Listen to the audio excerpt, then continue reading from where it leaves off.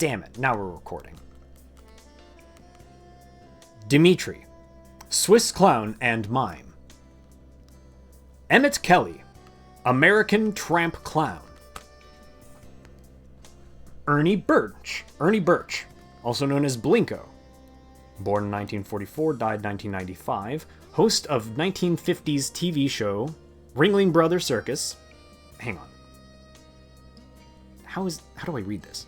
Host of 1950s TV show, period. Ringling Bros Circus, period. The greatest show on earth film, period. Named by Cecil B. DeMille. So I think this means to say the titular character in Blinko of a film that was named by Cecil B. DeMille, or the clown was named by Cecil B. DeMille? Probably. Anyway. The Fratellini family of French clowns. Fumagalli, European star clown, Bib Apple Circus. George Carl, American clown who performed mainly in Europe. Glenn Frosty Little, America's last living master clown and longtime boss clown with the Ringling Brothers and Barnum and Bailey Circus. Now that's a hell of a fucking resume right there. Longtime boss clown, in quotes. Greg and Karen DeSanto, husband and wife clown comedy team. Grock, also named Charles Adrian Wethack, born in 1880, died in 1959, Swiss clown. Grock spelled Grock. Joe Jackson, Sr. and Jr. Tramp clown entree with a breakaway bicycle. That was their one gag. No summons yet. Like I said, this will probably take a while. There's also probably nobody playing Dark Souls right now. That's also okay. Johann Ludwig Jacob Lou Jacobs, 1903 to 1992. American master clown, credited with inventing the clown car gag. John Wayne Gacy, Pogo, a painter and serial killer. The unfortunately very real killer clown on this list. Josep Andrew E. Lasserre, Charlie Rivel, European clown. Charlie Rivel might be a show or a production name, I'm not sure. Jose de Jesus Medrano, Chuchin, 1953 to 1984, Mexican clown and performance star. Jose Vega Santana, also known as Remy, born in 1958, in quotes, Puerto Rico's greatest clown. Michael Halverson, Swedish clown and star pickpocket entertainer who has appeared in Cirque du Soleil Kooza? Kooza. Kooza. Mikhail Nikolaevich Rumyantsev. It's a very Russian name. Also known as Karandash, 1901 to 1983, Soviet clown and clowning teacher. We got Soviet clowns here. Michael, did you add permitted term coochie in my chat? Sorry to stop the reading. Did you add permitted term coochie? Did you have to do this? All right. Nikolai Polyakov. Coco the Clown. Thank you, Sahara Dunes, for the follow. Also known as Coco the Clown, longtime star clown of the Bertram Mills Circus. Thank you, Defective. Feels like they should be the other way around. Defective Detective or something like that. Thank you for the follow. Thank you, HamletBot. HamletBot is a pretty good name. Thank you for the follow. Where was I?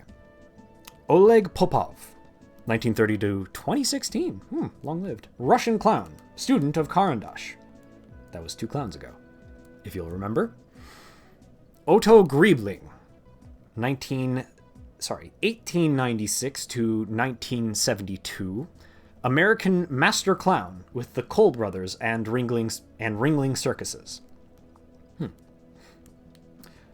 Paul Hunt, gymnast clown. Pierre Etaille. Etaille? 1926 to 2016, French clown, comedian, and filmmaker. Reeve J. Porter, born 1989. American clown, professional pagliaccio, and market joker. I don't know what half of that means. What the hell does that mean? That's great. Good for you, Reeve J. Porter. Roliban? 1954 to 2016, English priest and clown who preached and performed as Holy Rolly. He helped set up the organization Holy Fools? Sorry, what? I'm sorry, what? That's Rolly, R-O-L-Y space B-A-I-N. Man, some church, some congregation in England had the best preacher of all time who died in 2016. Fucking sad to see it. If any of you are Wayne subscribers, can we get some Wayner F's in chat for Raleigh Bane, the greatest preacher clown who ever lived? Oh, God. Sergei Pavlov, also known as La La La, Russian clown Russian clown, director, and actor. Steve Smith, also known as T.J. Tatters, longtime director of Ringling Clown College.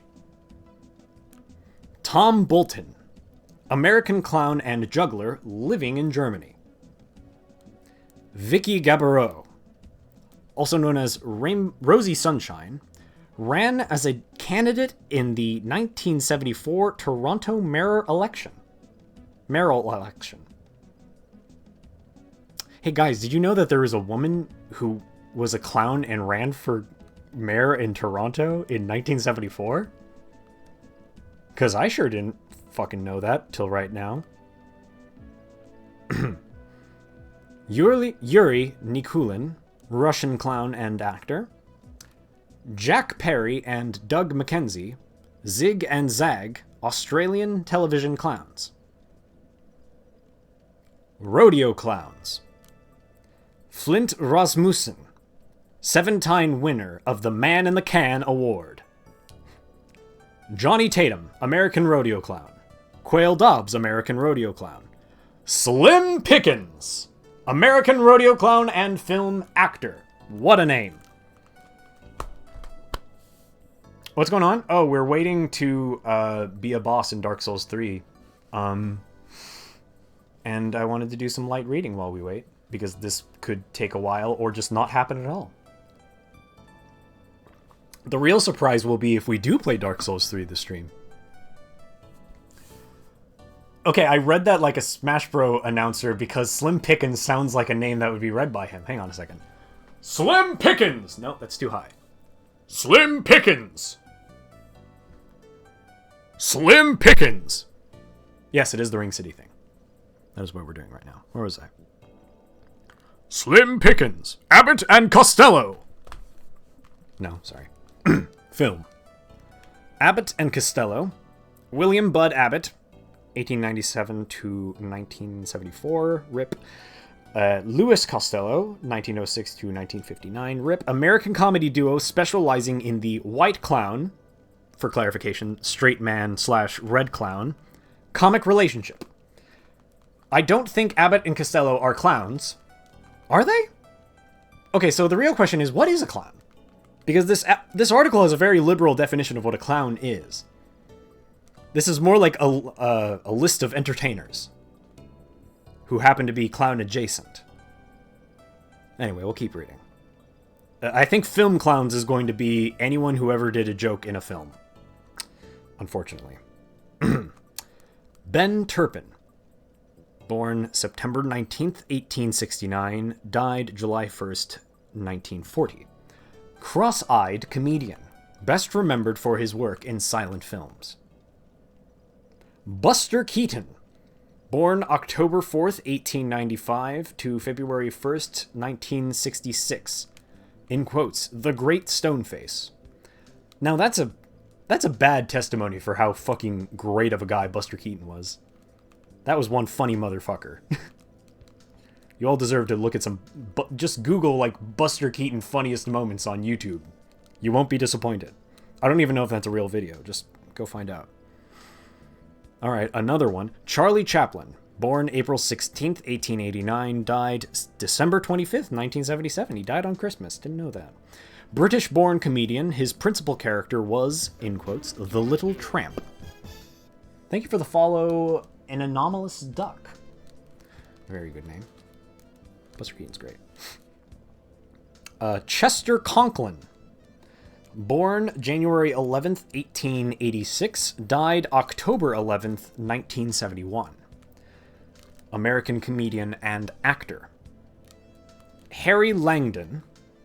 Born June 15th, 1884. Died December 22nd, 1944. American silent film comedian and mime. Jacques Tati.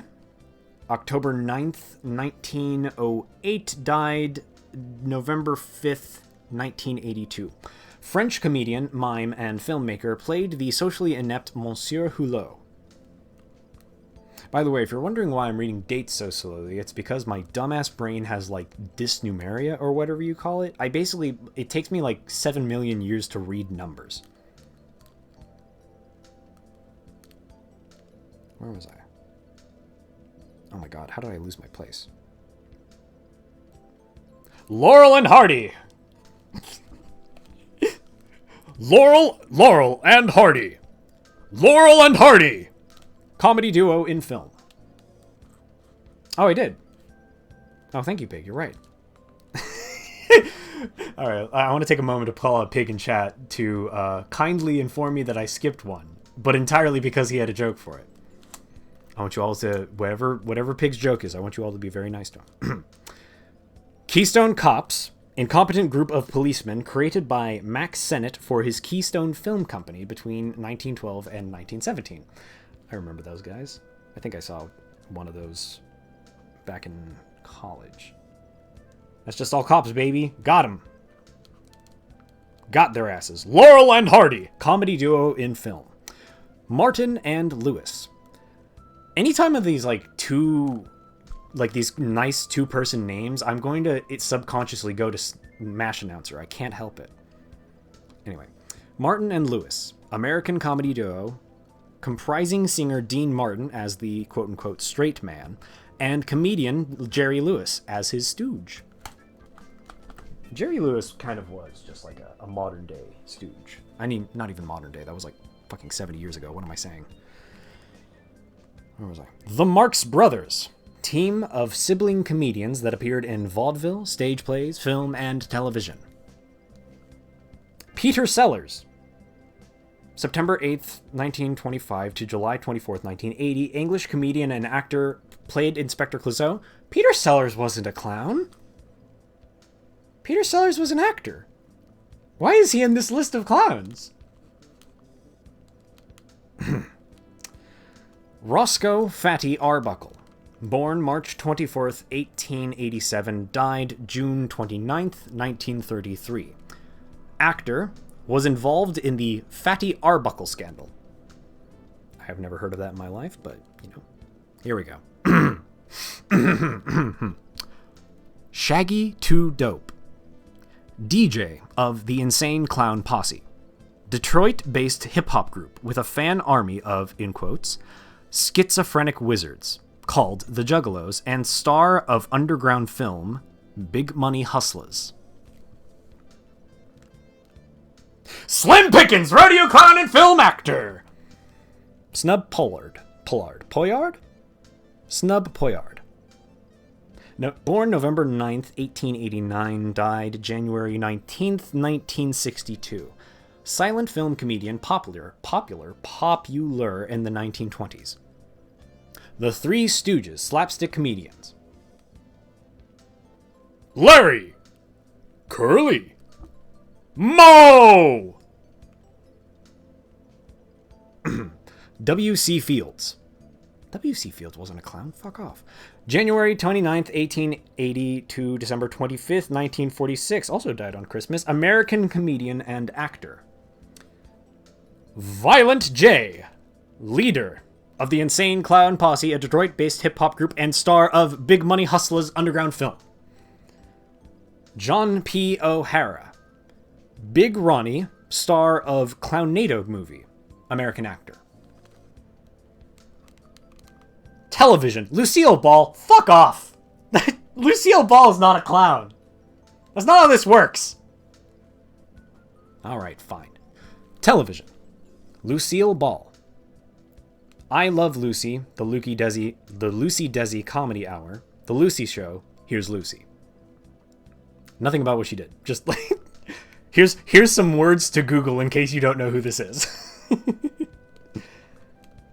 Bassie. Clown on the Dutch Bassie and Adriaan television series, played by Bas van Toor. Benny Hill. The Benny Hill Show. Milton Berle.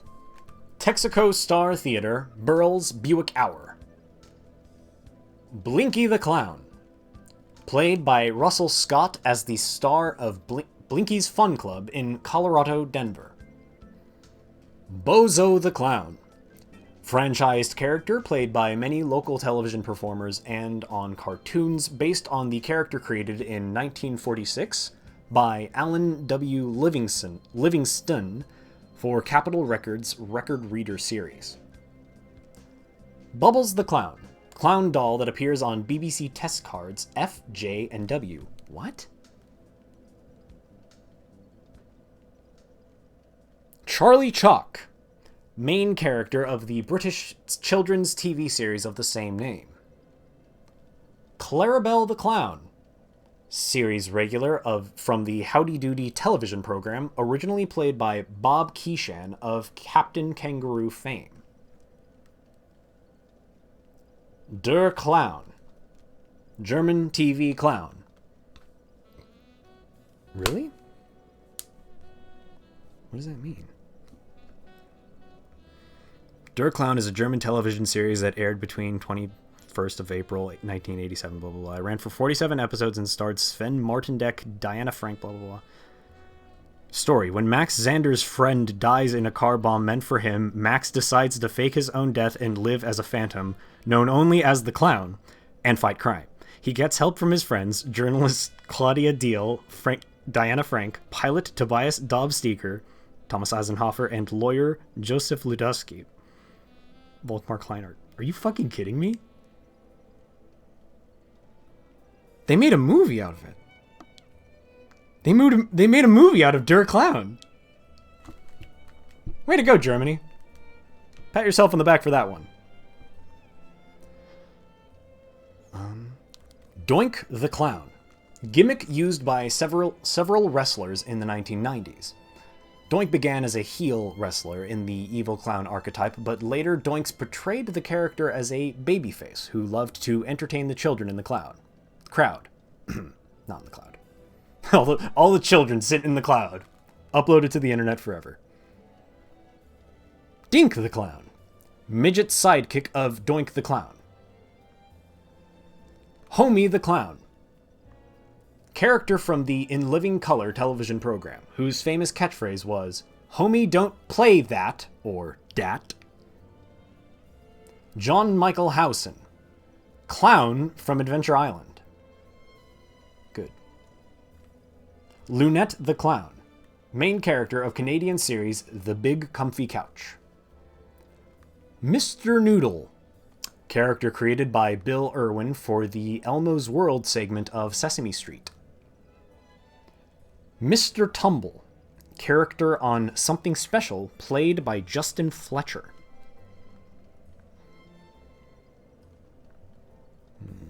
Where was I? There we go. Patati Patata. Brazilian TV. J.P. Patches. Seattle? J.P. Patches.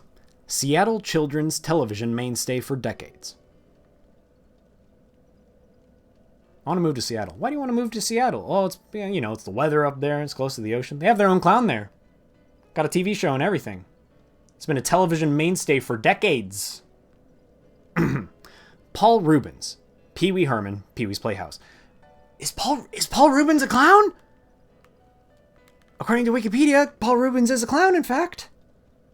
Peppy and Cocky, 2 Dutch clowns who starred in their own children's TV series. Pinky Lee, of The Pinky Lee Show. Pipo de Clown. Pipo de Clown. Main character of the Dutch children's TV series of the same name. Fignon Fijio. Fijio? Argentine TV. Probably Fijio. Pipo. P-I-P-O. Peppo? Peppo the Clown. Pipo the Clown. Red Skeleton of the Red Skelton Show. There was a clown named Red Skelton? Okay. Roberto Gomez Bolaños, better known as Chespirito, he created and played El Chavo and El Chalupin, Colorado. I can't speak any Latin language, unfortunately. Sorry. Rowan Atkinson, Mr. Bean. Jim Allen, also known as Rusty Nails, born 1957, died 1972, Pacific Northwest children's television clown and model impart for Matt Groening's Krusty character on the television program The Simpsons. The Pacific Northwest had a lot of clowns, apparently. Sid Caesar, Your Show of Shows and Caesar's Hour. Soupy Sales, of The Soupy Sales Show. I don't know anything about that person. Soupy Sales is a pretty good name for a clown. Yucko the Clown, of The Howard Stern Show, known for rude observations, obscenities, and public intoxication. Yeah. Zig and Zag, Australian performers. All right, I'm going to take a water break. Still no summons, huh? Must be a quiet day in Dark Souls. See, the thing is... Actually, if I tab back in... Well, no, hang on. There we go. See, the thing is... Let's take a moment to sit with funnel cakes for a moment. The thing is, I put up a invasion sign and invade people. But then I would be, like, pulled away every 10 seconds. And I don't want that. I'm just going to sit here a while longer. What do you think Funnel Cakes is thinking about? He's like, oh man. I was really hoping people would be trying to attack Princess Filianor today. And no one showed up. Now he's just thinking about clowns. And we're going to think about clowns with him. Where was I? Theatrical. A. Robbins. Vaudevilles, The Banana Man, and One Man Music Shop. Alan Clay. International clown teacher and performer. Author of Angels Can Fly, a modern clown user guide. That's a great name for a book. Alex the Jester, also known as the King of Jesters, speaks a contemporary version of the medieval gibberish language Gramalot. Bro, is that real? Andy Kaufman, American comic and practitioner of anti-humor. Avner Eisenberg, also known as Avner the Eccentric, a quote-unquote Broadway clown. Bill Irwin, Tony Award-winning clown known for his new vaudeville-style performances. The Blue Man Group, trio of silent characters that perform covered in blue paint. I never thought about that before. The Blue Man Group is just clowns. They're just clowns who traded out the white face paint for just covering themselves in all blue. Yeah, that's what clowns are. It's just it's a mime gag. I mean, it's not a mime gag because he'd be touching squares around them, but silent gag. Okay, how can you disagree on this? What about the Blue Man Group is not clown-worthy?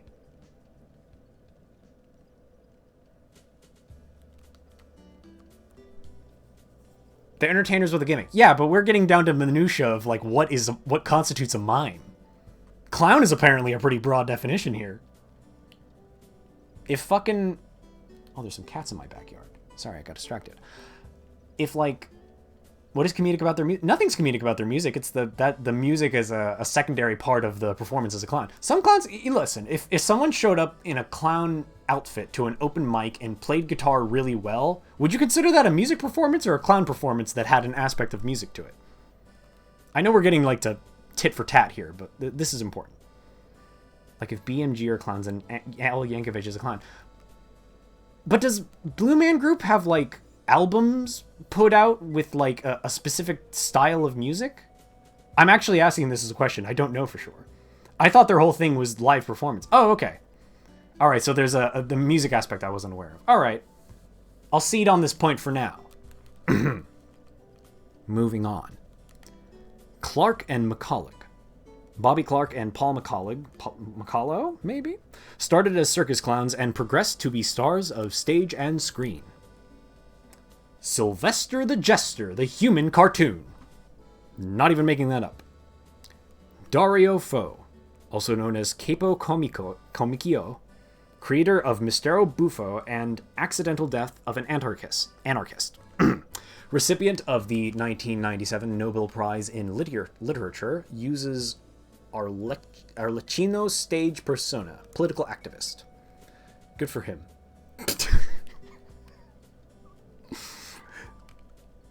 Ed Wynn, the perfect fool. I changed my mind. This article rules. Eric Davis, Cirque du Soleil clown and creator of Red Bastard. Jeff Hoyle, stage clown, starred in the Pickle Family Circus with Bill Irwin and Larry Pisoni. George Carl, longtime star of the Crazy Horse Saloon in Paris. George Washington Lafayette Fox, American stage clown during the 19th century. Actually, I'm going to detach this. There we go. That's easier to hold. Where was I? Django Edwards, American clown and entertainer in the European cabaret tradition. John Gilkey, Cirque du Soleil clown. Joseph Grimaldi, credited with being the first white-face clown. In an homage to Grimaldi, circus clowns began referring to themselves and each other as Joeys, and the term Joey is now a synonym for a clown. First white-face clown? Like, you put... Oh, okay, yeah. Oh, I missed the date. That's like 1778. Yeah. Hey, this might have been like the first clown to use white face paint. That might have been him. Thank you, Joseph Grimaldi, for being the first. Can we get some whites in chat? For the first white-face clown? Marceline Orbes, 1874 to 1927, performed in Europe and for many years at the New York Hippodrome.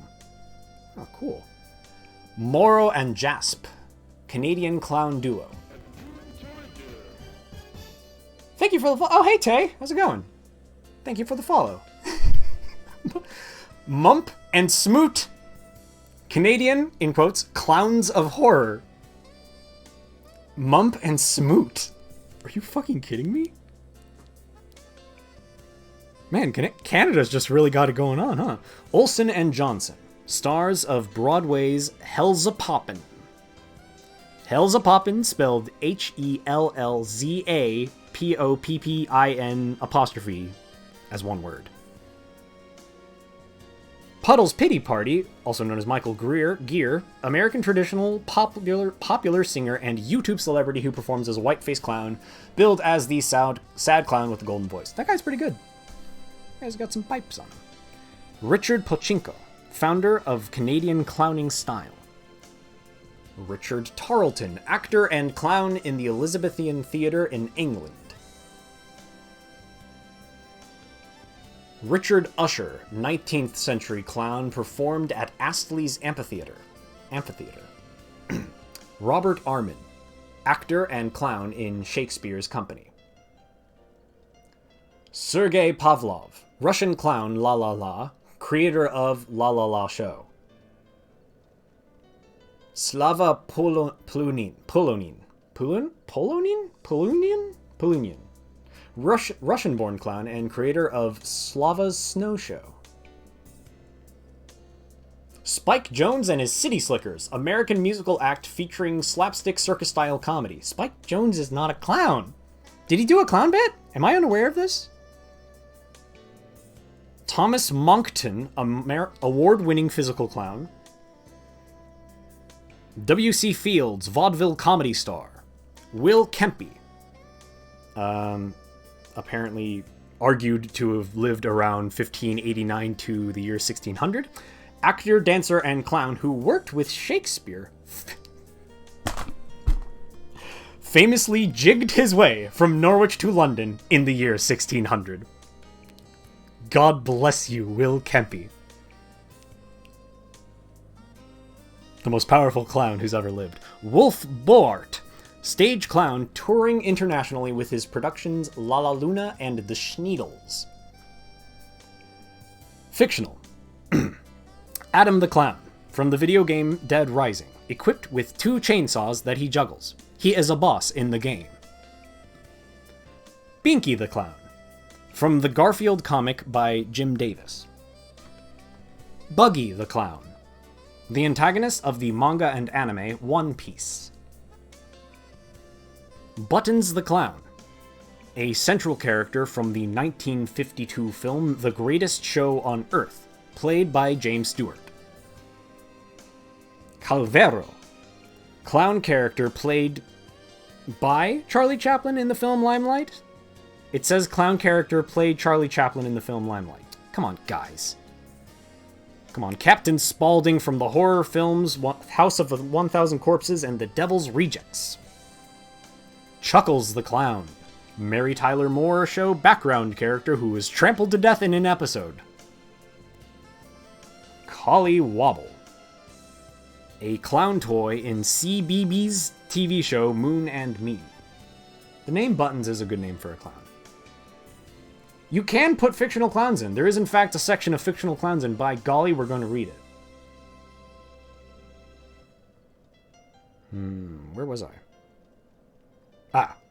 Crackers the Clown, played by Peter Brocco, bad guy clown in the Adventures of Superman episode titled The Clown Who Cried. Dodo Delwyn, once a famous Ziegfeld star, is reduced to playing clowns in burlesque and amusement parks in the 1953 film The Clown, played by Red Skelton, the evilest clown on Earth. Dr. Roxo, from the rock and roll clown from Metalocalypse. Fatso the Clown, clown statue in the 70s show episode titled Fun It. Fizbo the Clown, Cam Tucker's clown character from Modern Family. Excuse me, I have to burp. I lean away from the microphone to burp. Frenchie the Clown, character of the National Lampoon comic Evil clown comic series. The Ghost Clown, evil hypnotist clown featured in the Scooby-Doo Where Are You episode titled Bedlam in the Big Top.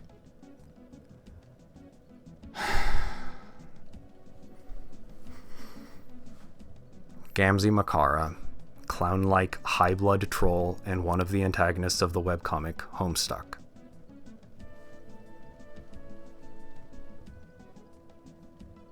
I, Pagliacci, the Clowns, tragic opera by Ruggiero Leoncavallo and Cavallo prominently features Arlecchino as a character. There's too many fucking Italian words in here.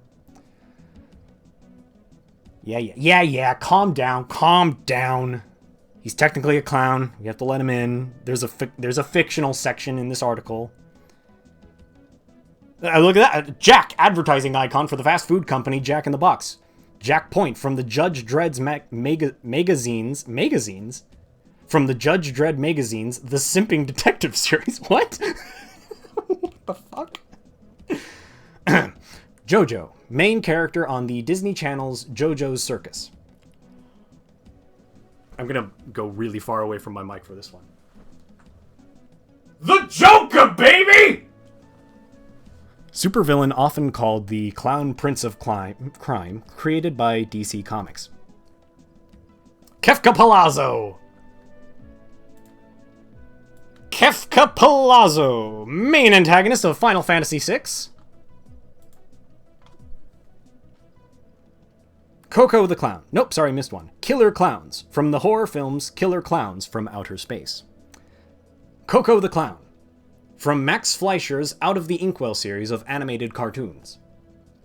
Krusty the Clown, television clown on the Fox animated television series The Simpsons. Pennywise. Pennywise! Shape-shifting monster in the Stephen King book and screen adaptations It. Pierrot Bolognese, from Yakitate, Japan. Clown, bread judge. Sorry. Clown, bread judge, and master of ceremonies. He's also the Crown Prince of Monaco, according to the series. Excellent. Raju, circus clown and the central characters in Raj Kapoor's film Mera Naam Joker.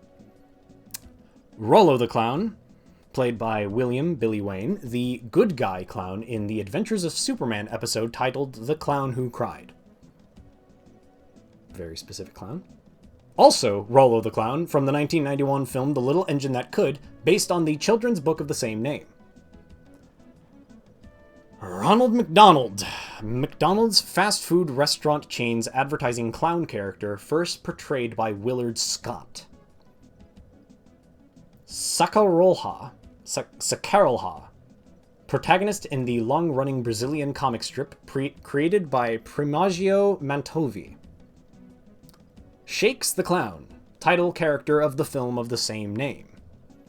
Splinters, title character in a newspaper comic strip by William Steinigans, which ran between 1911 and 1912. Stan, clown name of the character Louison in the 1991 French film Delicatessen. Sweet Tooth, sociopathic serial killer who is a primary protagonist / antagonist in the Twisted Metal franchise. Violator, serial killer and one of the enemies from the Spawn franchise. Hey Mike, can you throw in Dr. Whiteface from the Discworld universe? Oh, you're right. That's not even on here. How dare they? How rude. Well, Dr. Whiteface from the Discworld universe should be on this.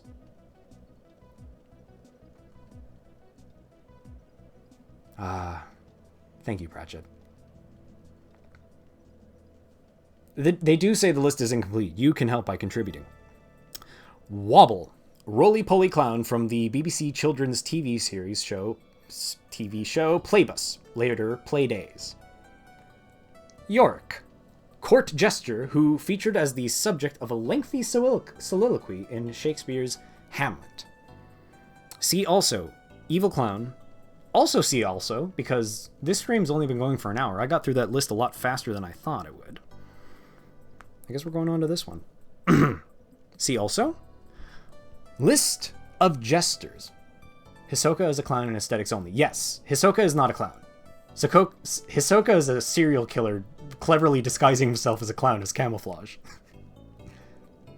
he features clown. That's a difference. Clown is an archetype. Hisoka is doing clown cosplay, exactly.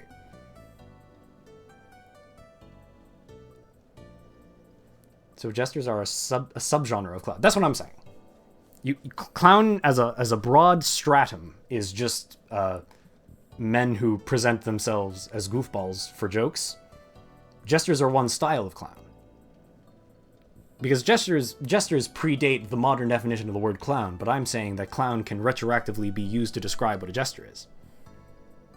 Michael, if there's one thing I'll split hairs about, it's clowns. Don't fucking test me. Like if the Twisted Metal guy is a clown, then Hisoka can be a clown. Yeah, I guess so. That's true. The Twisted Metal guy should definitely not be on this list. But apparently he looks enough like a clown that he earns a list. I need some water.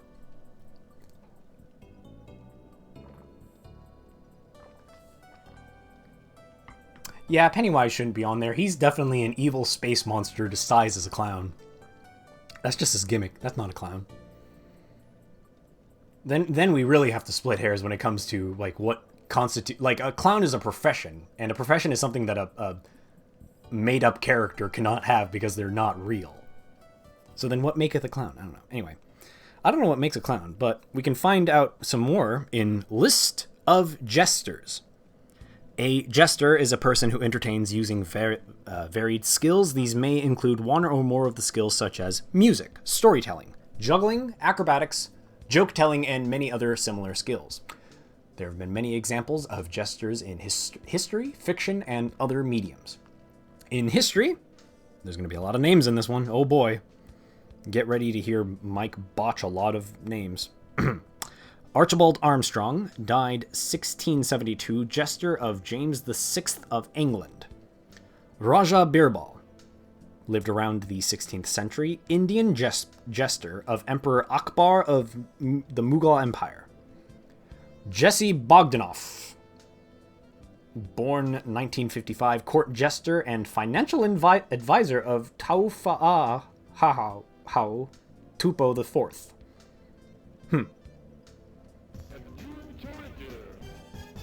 Where was I? Chico.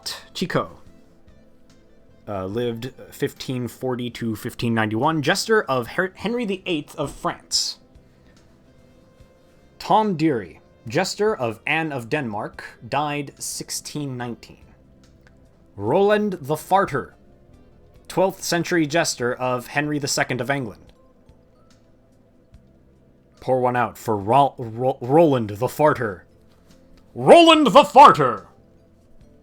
Jane Fool, died after 1557, jester of Queen Catherine Parr and Queen Mary I of England. Wow. Historical jester. Does that mean that, like, jesters have to... Wait, that's actually some incredible jester lore, if that's real. Do jesters have to be the same gender as whoever the serving monarch is? Is that a thing? Did they gender jesters? Hey, if someone hasn't made a band name called Gender Jesters, you should really get on that. Just saying. Maître Guillaume, employed in 1620 at the same time as Mathurin de Valois. Tenali Krishna. Tenali Ramakrishna. Lived around the 16th century, Indian jester of Emperor Krishnada Navaraya. Krishnada Devnar. Oh my god. I picked a bad day to do this. Krishna Devaraya. Of the... Oh no, there's another big word here. Vijay Naraga Empire. I cannot say... I don't know, Indian is like... brings out the worst of my dyslexia. Stanzik. I don't know how to pronounce that. Stanzik. Lived around 1480 to 1560. Polish jester. Assigned clown at birth. Krishnadev Araya of the Vijayanagara Empire. Close. Alright. Almost got it. William Somers. Died 1560. Jester of Henry VIII of England. Joao de Sa Panasco. Lived around 1524 to 1567, jester of John III of Portugal. John Pace, 1523 to 1590, jester of the Duke of Norfolk and Queen Elizabeth I of England. Triboulet, 1479 to 1536, jester of Kings Louis XII and Francis I of France. Francis I of France? Is that how you say that? Francis the First of France? Francis the First of France. I don't know why that's tickling me so much right now. Madame d'Or, no further description. Mathurin de Voila, aka Mathurin la Fool, Mathurin the Fool, late 1500s to early 1600s, jestress, that's a real word, to Henry IV of France and others, helped catch would-be assassin Jean Châtel. This woman stopped a murder as a clown. The greatest jesteress to ever live. Thank you, Mathurin de Valois. Vaiwa? I don't know. I took French for 3 semesters and I don't fucking remember how to speak it. Nicola, Jester to Mary Queen of Scots in the 1560s. Geoffrey Hudson, 1619 to 1682. Court dwarf of Henrietta Maria, France. Uh-oh, short person who was used as a jester. Nice. Glad he found work. Jamie Fleeman, 1713 to 1778, the Laird of Udinese Fool. Perkeo of Heidelberg, 18th century jester of Prince Charles III Philip, Elector Palatine. That's a hard name to read. Okay. In writing and theater. In Shakespeare, see Shakespearean Fool, a whole article just for that. In Pocket, such as Pocket, King Lear's Fool in Christopher Moore's novel Fool, which retells the story of Shakespeare's King Lear. Wamba, Jester in Sir Walter Scott's novel Ivanhoe. Dagonet, Jester to King Arthur in medieval romances. Jack Point, Tragic Jester in The Yeoman of the Guard by Gilbert and Sullivan. Hop Frog in the eponymous short story by Edgar Allan Poe.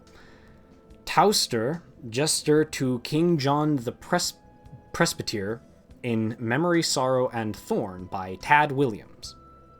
Mr. Harley Quinn in the Agatha Christie collection The Mysterious Mr. Quinn as a modernized version of the wise fool who helps others see the truth. Interesting. The anarchic? Wow, I cannot read that word right now. The anarchic Jerry Cornelius, often shown as a jester figure. The Jester, 2003 novel by James Patterson and Andrew Gross. The Fool, court jester in Robin Hobb's The Realm of the Elderlings books. The Queen's Fool, novel by Philippa Gregory, centers around the life of a young holy fool named Hannah, who happens to work with and befriended William Somerswill, the former fool/jester of King Henry VIII. The Jester is a central character in many of the plays by Dario Fo. Rigoletto, Duke of Mantua's jester in Giuseppe Verdi's opera Rigoletto. Bear, Jester on Crispin, Cross of Lead. What? What does that sequence of words mean? In quotes, Bear, comma, Jester on Crispin, colon, Cross of Lead.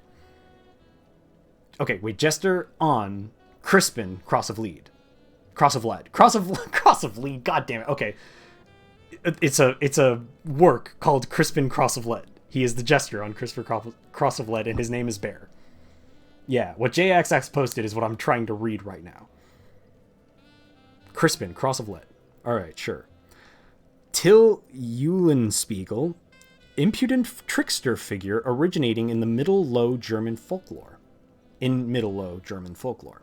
Heartless, novel by Marissa Mayer, has a character Jest who is a fool jester and magician in Wonderland, the Rook of Chess. In film and television, Klopan, the mysterious leader of the gypsies who will defend his people at all costs in the film Hunchback of Notre Dame, 1996 film. He introduces the audience as a jester to the story, explaining how Quasimodo, the bell ringer from Notre Dame, got to be there. Michael Surrey served as the supervising animator for Klopan. I like that. They credit the supervising animator, but not the voice actor. That's great, actually. Giacomo, the King of Jesters and the Jester of Kings, was a famous traveling jester in the 1956 film musical The Court Jester. His character was actually incapacitated early in the plot and is never heard from again, but a member of an underground group, Hubert Hawkins, played by Danny Kaye, assumes Giacomo's identity to get into the king's castle. Timothy Claypool, character in the BBC children's television comedy program Rent-A-Ghosts of the 1970s and 80s, was a jester, played by Michael Staniforth. The photojournalist from Apocalypse Now is often seen as a Harlequin figure. In the novel Heart of Darkness, the character of Marlowe meets a Russian wanderer whose clothes have been made from patches of various garments sewn together, giving him the appearance of a Harlequin. The Russian has developed a fanatic admiration for Kurtz. In the film, actor Dennis Hopper portrays this fanaticism as being mixed with the 1960s counterculture spirit of the Vietnam era. That's a lengthy sub-article to have in the article about a list of jesters. Funny Man! Funny Man! A UK horror movie about a demonic jester, the Funny Man, with a varied and imaginative repertoire of homicidal techniques and an irreverent sense of humor. Jester, court jester of King Craddock in the TV series Jane and the Dragon. Jester, the Harlequin puppet in the Puppet Master films. In the children's adventure game show Nightmare, there were 2 jesters, Folly and Motley. Kiwami in Akira Kurosawa's film Ran. In comic books and animation. In the Marvel Comics comic Daredevil, the Jester is the alter ego of villain Jonathan Powers, who appeared between issues 47 and 49. The Jester is a superhero in the DC Comics universe. Quackerjack, a vicious jester with a weird obsession for toys in Disney's animated series Darkwing Duck. In the Disney animated film The Hunchback of Notre Dame, the narrator and rather fundamental character was Clopin, a jester. You can't put that twice! Okay, if you're gonna put that in fucking comic books and animation, then don't put it in film and television. Unbelievable. I need a drink. Still no sign of Hisoka. You know what I bet? If we looked up the Wikipedia article of serial killers and went to the fictional section, there'd be a lot of people there, and Hisoka might be among them. Let's see. Merryman, leader of the Interior 5 in DC Comics, wears a jester costume. Maytag, in the webcomic Flipside, is a jester. She is normally very timid, but takes on the normal jester stereotype when she wears her cap and bells. Alan Walker, in the manga and anime D. Gray Man, is given the title Crown Clown, also known as God's Clown, and carries a jester mask. So a D. Gray Man character gets in here, but not Hisoka. In DC Comics, villain Harley Quinn derives her name and look from a Harlequin jester. To a lesser extent, her boss, the Joker, baby, is based on a jester from a Joker playing card. Squidly, a squid jester from SpongeBob SquarePants, is found in the episode Dunces and Dragons. Spinel? A gem from Steven Universe the movie and Steven Universe Future. She was abandoned by Pink Diamond and left in the garden they used to play in for 6,000 years, causing her to break down and become insane when she found out about Pink Diamond's fate.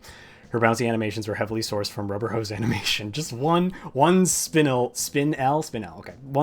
fan went a little ham in the Jester article. What can you do? Uh-oh, here we go. Oh, this is a long one. In video games. Marks! Jester from Kirby Superstar and Kirby Superstar Ultra. Jester is a character class in the MMORPG Flife and in the RPG Gauntlet, Dark Legacy, and Darkest Dungeon. All 3 of those have a Jester.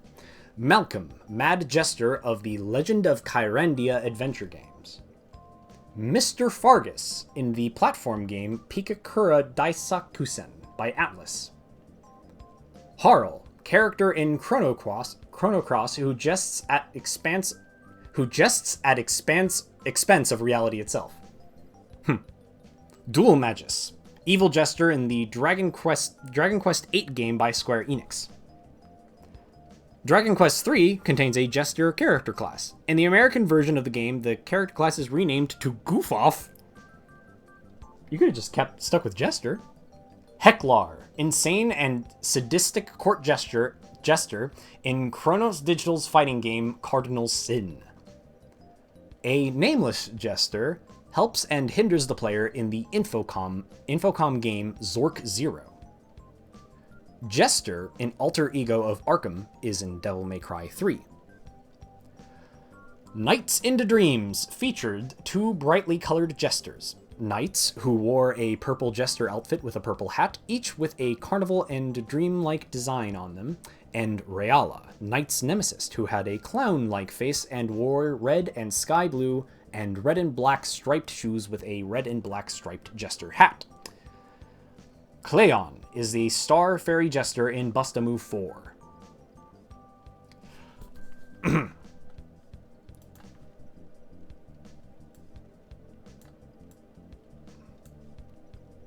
Kefka Palazzo in Final Fantasy VI wears a typical outfit and makeup of a jester.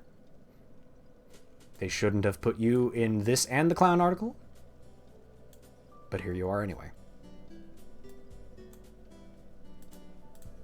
Get small. Get small again.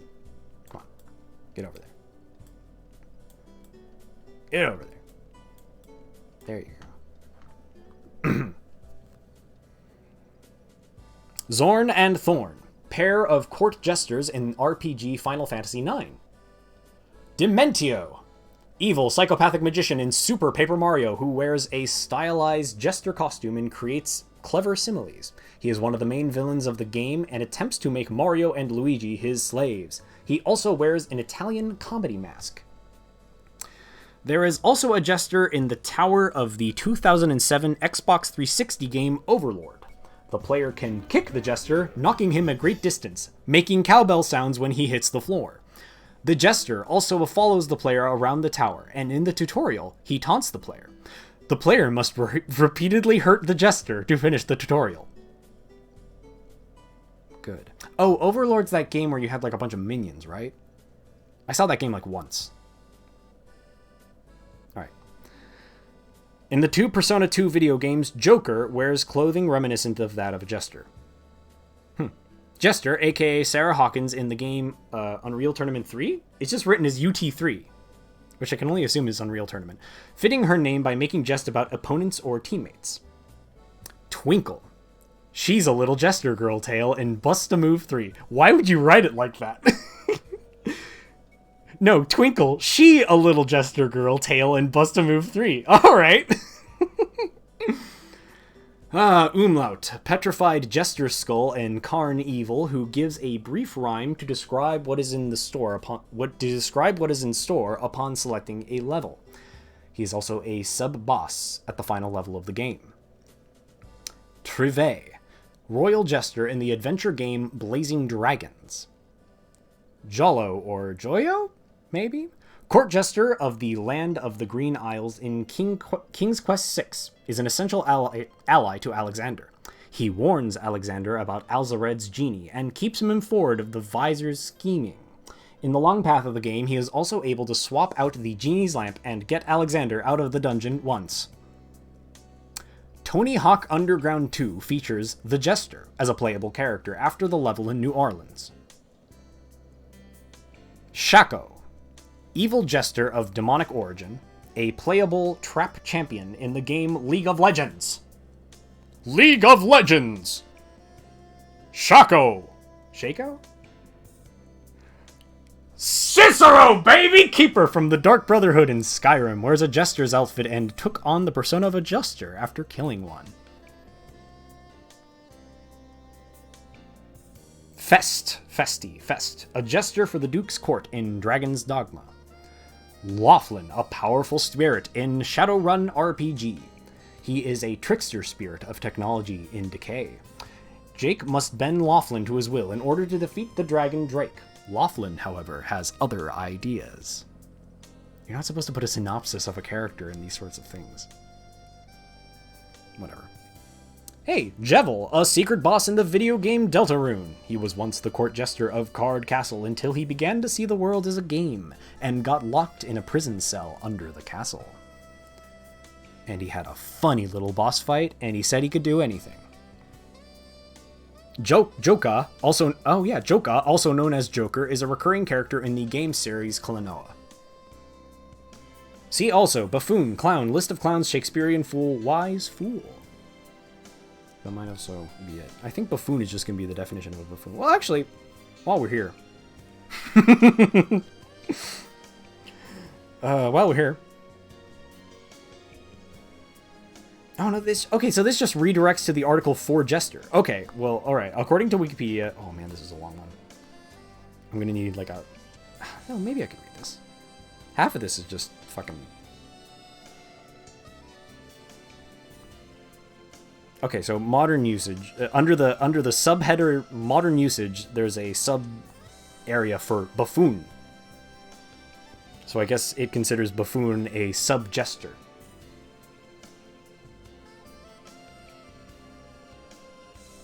Why are we reading Clown Wiki? Because we have to learn. Because there's important data here waiting to be consumed. And I am waiting to defend my Princess Filianor in the heat of battle, and apparently no one needs me right now. Funnel Cakes is still waiting, and no one has come and said, hey, Funnel Cakes, we need you to be the boss and do the super important job of defending the princess. Funnel Cakes is feeling kind of unwanted right now. Mike skipped to the modern day section. All right, hang on.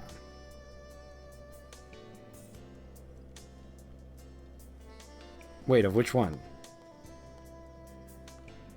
Are I talking about the modern usage segment? Oh, modern day jesters. Wait. What are you telling me to do? You gotta read this dude. Skip to the modern day section. You gotta read this dude's page. Okay. Modern day jesters.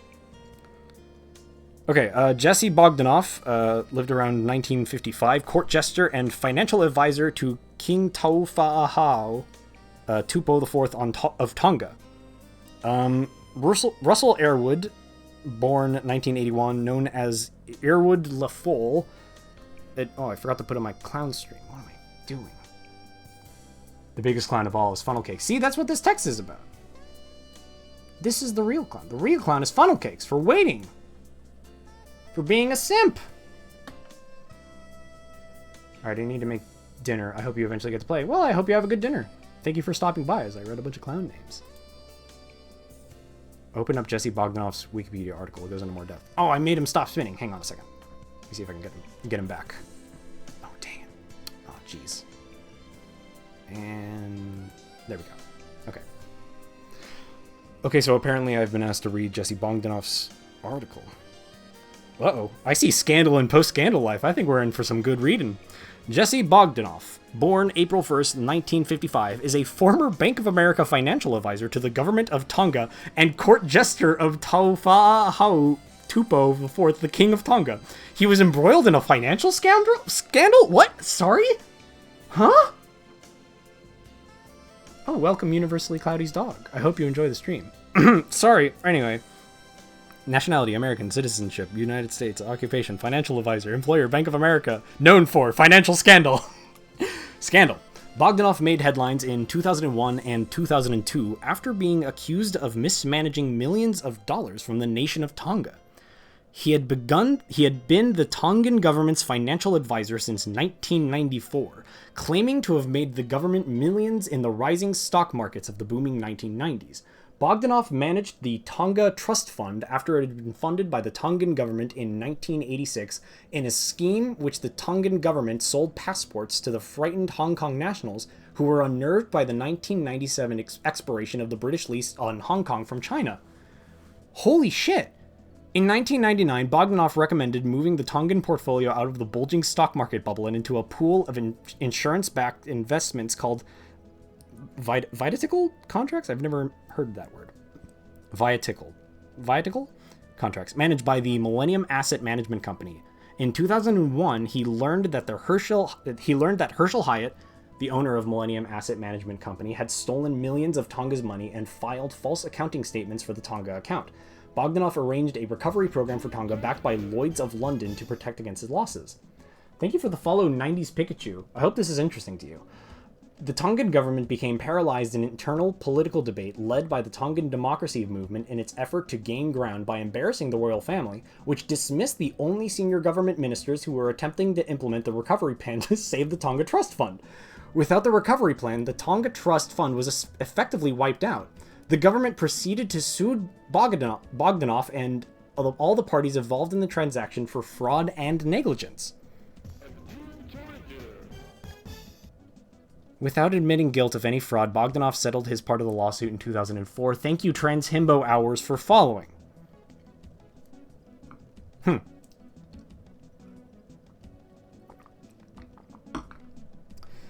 Post-scandal life. As of 2006, Bogdonoff has not been to Tonga since 2004 due to his history there. He was not present during King Taufa'ahau's Tafa'ahau Tupou IV's funeral. In September 2006, Bogdonoff claims he was concerned for his safety due to the large number of Tongan citizens who have settled in the United States. He now offers classes in hypnosis and is a clinical therapist using hypnosis to aid in recovery from post-traumatic stress. As of 2006, now called Jesse Dean, he is the founder and sole practitioner of the Open Window Institute of Emotional Freedom in Sonoma County, California? Huh? What? Thank you, Shinynix, for following. Jester. Bogdonoff's status as official jester of Tupou's court made sensational news copy when the financial scandal hit the media in 2001. Tonga was the first royal court to appoint a court jester in modern times, being appointed in 1999. However, the royal decree was issued on April 1st, so it's not clear if the appointment was made in full seriousness. So this entire labeling of this shithead who embezzled a bunch of money, apparently, or whatever happened here, is called a jester because they made him a jester as an April Fool joke? Oh, on his birthday. Oh, his birthday's April 1st, you're right. Okay. Alright. You know, that's a real life fool right there. Alright. Glad we got to learn about Jesse Bogdonoff. This man is real, apparently, according to Wikipedia. Oh, boy. I could read the article for Jester. Yeah, there's not a lot of funny stuff here. And all of these notable jesters were in the jester list. Sad. See also, Basil Fool for Christ. Clown Society. Fool stock character, Fool's literature, Foolishness for Christ. Wow, there's a lot of links I want to click on all of a sudden. Fool's Guild, California jester-themed entertainment troupe, Harlequin, iterant poet, King Momo, list of jesters, Punakawan, comedic jester in Javanese tales, Madame d'Or, Marot, the staff often carried by jesters, Master of the Revels, Skomorok, or Trickster. Alright, which one do I click on first? I guess Foolishness for Christ. Let's see what this is. Oh, this is probably related to Basil Fool. Okay. Foolishness for Christ, written also in Greek and Church Slavonic, neither of which I can read because they're both very Cyrillic, refers to behavior such as giving up all of one's worldly possessions upon joining a Masonic order, or deliberately flouting society's conventions to serve a religious purpose, particularly of Christianity. Such individuals have historically been known as both holy fools and blessed fools. The term fool connotates what is perceived as feeble-mindedness, and blessed or holy refers to the innocence in the eyes of God. I see. The term Fools for Christ derives from the writings of St. Paul. Desert Fathers and other saints acted the part of holy fools, as have the Eurodivi of Eastern Orthodox asceticism. Fools for Christ often employ shocking and unconventional behavior to challenge accepted norms, deliver prophecies, or to mask their piety. Parallels for this type of behavior exist in non-Christian traditionals as well. The Avadhuta Sanskrit, for example, the Islamic tradition of Kalandaria and Malamatiya Sufism, and other crazy wise mystics display similar traits. Nasreddin of the Sufis is also an example. Interesting. Can I get a pog in chat if you're a fool for Christ? Get a bunch of believers. No, hang on. That's not the one I wanted to click on. Alright, now I gotta see... Where was it? Clown Society. No. Clown Society. Thank you. Oh, shit. Okay. Clown Society is a term used in anthropology and sociology for an organization of comedic entertainers, heyoka or clowns, who have a formalized role in a culture or society.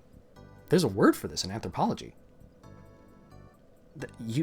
That's something. If you get an anthropology degree or a sociology degree, there's probably one test you took at some point that asked, what is a clown society? Description and function. Sometimes clown societies have a sacred role to represent a trickster character in religious ceremonies.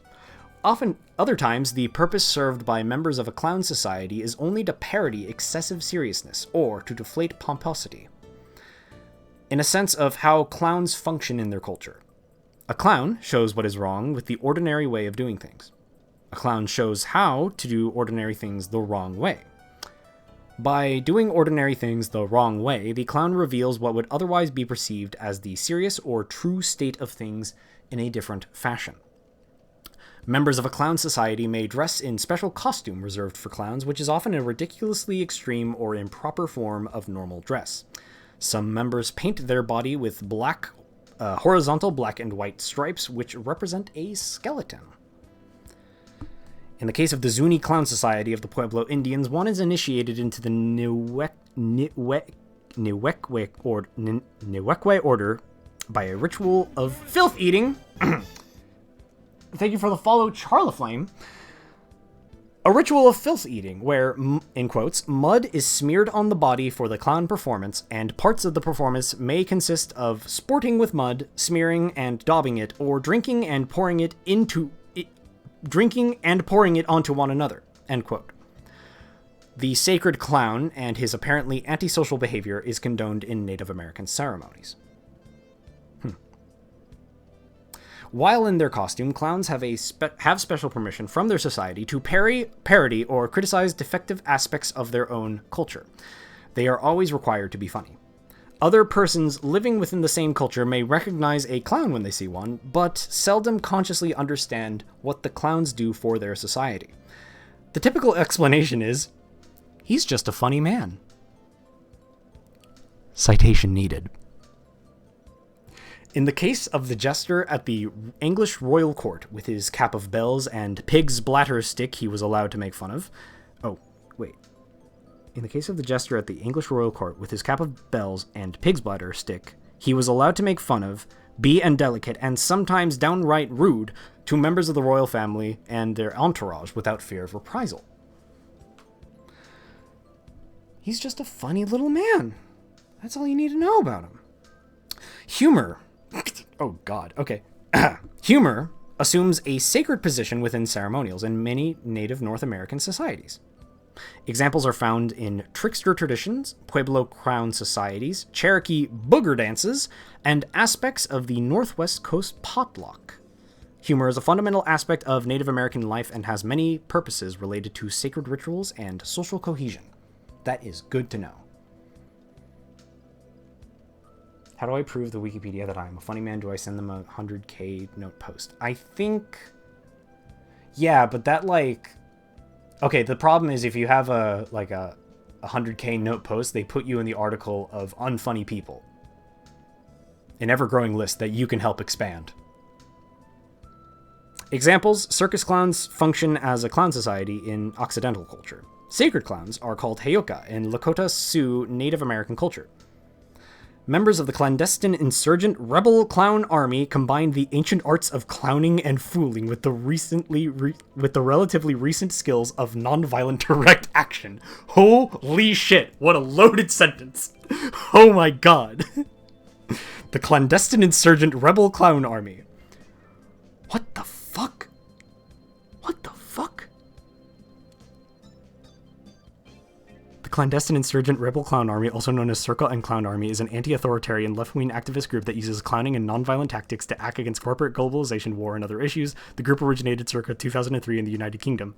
Circus emerged as a direct action movement and has participated in protests against George W. Bush's visit to the UK in 2003 and demonstrations against the 2003 invasion of Iraq. I can't read anymore. That's too much. That's too much for one stream.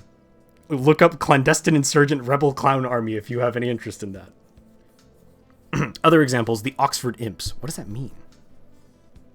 Oh, that's a fucking comedy troupe at fucking Oxford. Why do they get a Wikipedia article? Fuck off. Fuck off, Oxford Imps. Difference from school for comedians. Ah, I see. A clown society is different from but closely related to a school for comedians.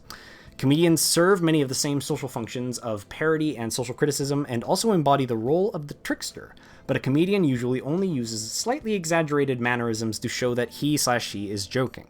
Comedians who are not also clowns do not wear a blatantly outrageous or formalized costume, citation needed. Also, a comedian has to take personal responsibility for his/her humor and its consequences, whereas a person in clown costume has some protection from reprisal. As a general rule, a comedian says funny things, a comic does funny things, and a clown does things funny. That's a fairly apt aphorism, I suppose. See also Pueblo Clown, Sin Eater, Kiva, Heyoka, Jester, Trickster, Liminality, and Satirist. This is very broad. I don't know if that's necessarily true.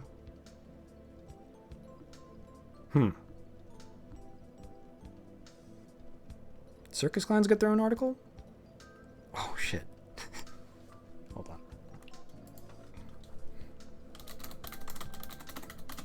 I'm doing this on my iPad, so I have to look it up on my computer. This is just a good picture. Hang on. This, that. Good. Good. Add. Image. Cool pic. Load. This one. Okay.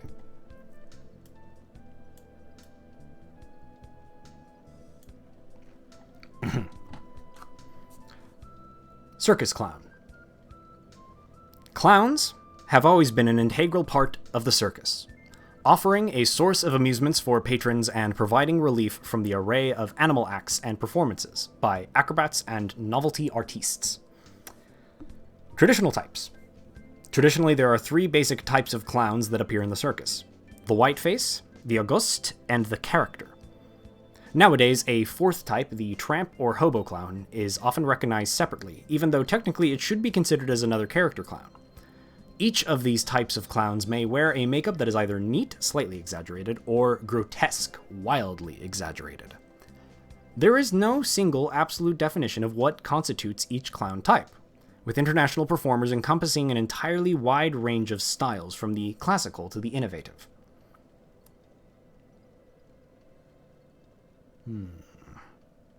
Where was I? I looked away for one moment, and I forgot where I was. Need water. Hey, you guys liking this stream so far? Man, there's 35 of you. I guess you do. Glad to hear it. Thank you for being here with me. The white-face clown. The white-face clown, or white clown, holds the highest status in the clown hierarchy, and is the eldest of clown archetypes. In modern times, when white faces perform with other clowns, they usually function as the straight man, top banana, or the leader of the group. White-face clowns usually use clown white makeup to cover their entire face and neck with none of the underlying flesh color showing.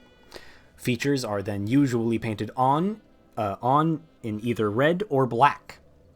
The white-face clown is traditionally costumed more extravagantly than the other two clown types. They often wear the ruffled collar and pointed hat, which typify the average person's idea of a clown suit. Notable examples of white-face clowns in circus history include Francois Fertellini and Felix Adler.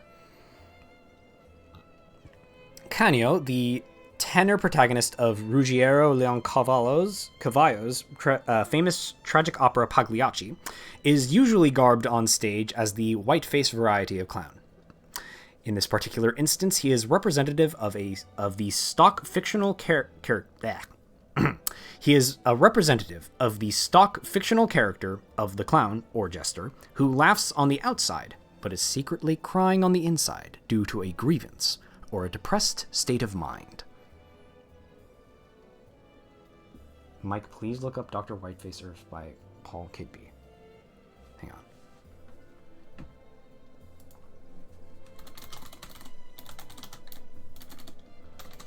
Not Dr. Whiteface Fart.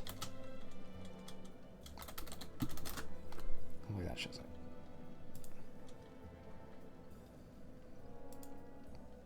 Oh, that's pretty good. Yeah, that's alright. Get in there.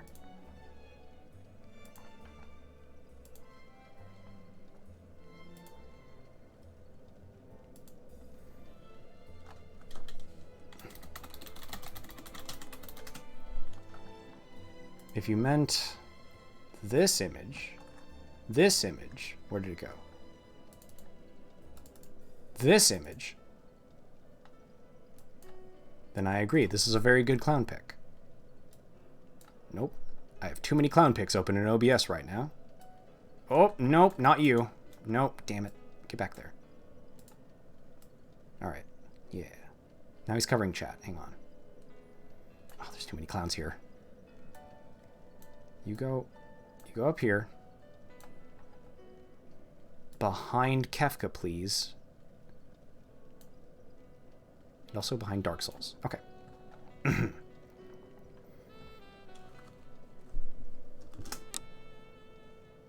The August. Accompanying the white clown, there is often another clown variety known as an August or red clown. The August's rule is different from that of a white clown. In strict classical European circuses of the past, the Augusts were never described as clowns because technically they were not instigators, but recipients of the comedic doings. The Augusts are the ones who get pies in the face, are squirted with water, are knocked down on their backside, sit accidentally in wet paint, or have their trousers ripped off. This is a good article. Whoever wrote this article really knew what they were fucking talking about. The base color for the August makeup is red or flesh tone. The eyes and mouth are encircled in white, and the features are highlighted again traditionally in red and black. The August is usually costumed in baggy plaids accented with colorful polka dots or loud stripes. They boast wide-collared shirts, long neckties, unruly colored wigs, and oversized noses and shoes. That's what I just read. Notable examples of Augusts in circus history include Albert Fritellini, Lou Jacobs, Craig and Karen DeSanto, Coco the Clown, and Charlie Revelle. The Character Clown. The Character Clown adopts an eccentric character of some type, such as a butcher, a baker, a policeman, a housewife, or hobo. Prime examples of this type of clown are in the Circus Tramps, Otto Greveling, and Emmett Kelly. On film, Red Skelton, Harold Lloyd, Buster Keaton, and Charlie Chaplin would all fit the definition of a character clown. Note, nowadays, the hobo or tramp clown is often considered a separate class and is treated as such in competitions at clown conventions. Good to know. The character clown makeup is a comic slant on the standard human face. Their makeup starts with a flesh tone base and may make use of anything from glasses, mustaches, and beards to freckles, warts, big ears, or strange haircuts. The most prevalent character clown in the American circus is the tramp or hobo clown with a thick 5 o'clock shadow and wearing shabby, crumpled garments. When working in a traditional trio situation, the character clown will play the contre Auguste, a second, less wild Auguste, who siding with either the white or red clown, a mediator clown, if you will. Sometimes they are more cunning and less dim than the Auguste. I might even be saying this wrong. Auguste? I'm just going to keep saying Auguste.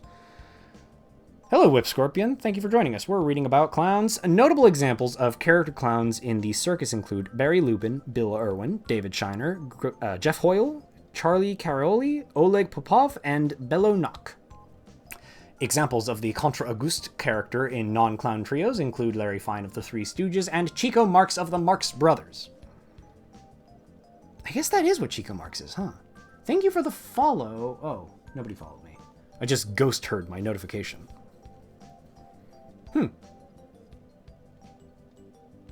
Gags. The American circus term for a clown's act is a gag. Europeans refer to it as an entree, and amateur clowns sometimes refer to it as a skit or sketch. Gags are the clown's written and rehearsed performances.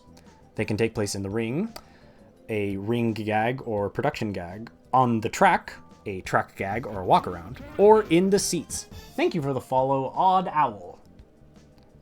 They can be done solo, with the ringmaster, with other clowns, or with audience volunteers. They have a beginning, middle, and end, finishing with a blow-off gag that may also refer to the specialized or gimmicked props that clowns may use. Gags can use many different types of blow-off ending, but some of the most popular are the confetti bucket, the long shirt, a trousers drop, or the time-honored all clowns exit running. Although contemporary indoor shows may end a clown gag with a simple blackout. Tap to display image. Oh, that's a good image. There's a guy conducting some ducks. There's a picture of a Barnum and Bailey poster from the year 1900. And there's a man conducting some ducks sitting on a seesaw. It's pretty good. Lingo. Basket animal. A costume made with a basket in the middle, looking as though the performer were riding a horse or other animal.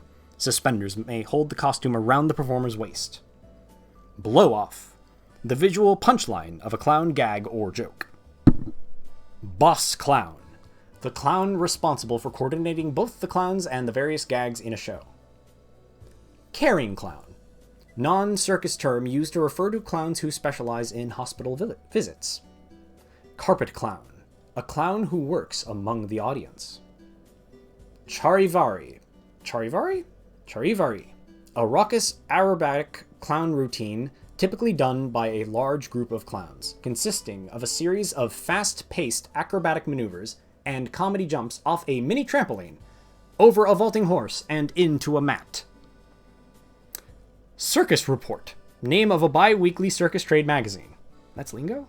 I guess so. Chase. A quick run around the hippodrome track, usually with one clown chasing another. Clown alley.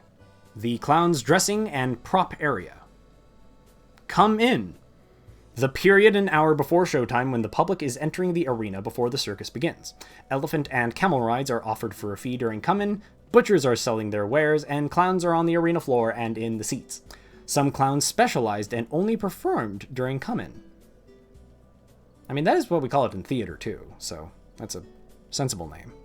1st of May, a term also used in the carnival, meaning a novice performer in his first season on a show. Shows used to leave winter quarters for their opening spot on the 1st of May, and there are always some new workers hired on the 1st of May who have never worked shows before. Hippodrome track, the oval area between the rings and the audience. Joey. Mike, I have to go. Please learn all you can about frivolity that you can. I will. Thank you for your sacrifice. Honks in chat for clowns. Joey. A mischievous white-faced clown derived from Joseph Grimaldi, a famous pantomime clown in the 18th-19th century in England. Some sources say it only refers to an acrobatic clown. Others say it is a non-circus term and was never used by professionals. The clown character used in Punch and Judy shows is traditionally called Joey. Knockabout act. Knockabout act. Comedy act involving physical humor and exaggerated mock violence.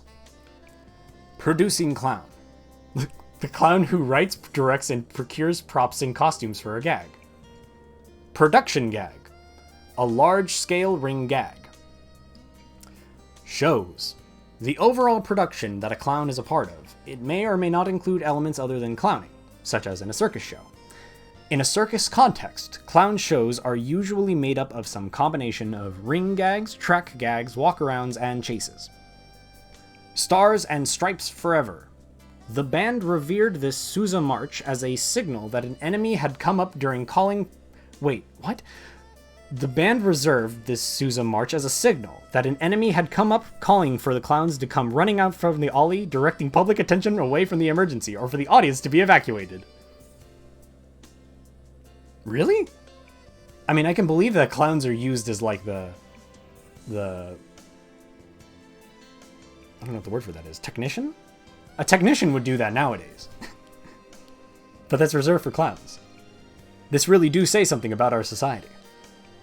But apparently, Stars and Stripes Forever is the song that is like the the secret agent code word that unlocks I have to stop clowning and protect everyone in this room in every clown. It is the call to action for all clowns everywhere, apparently.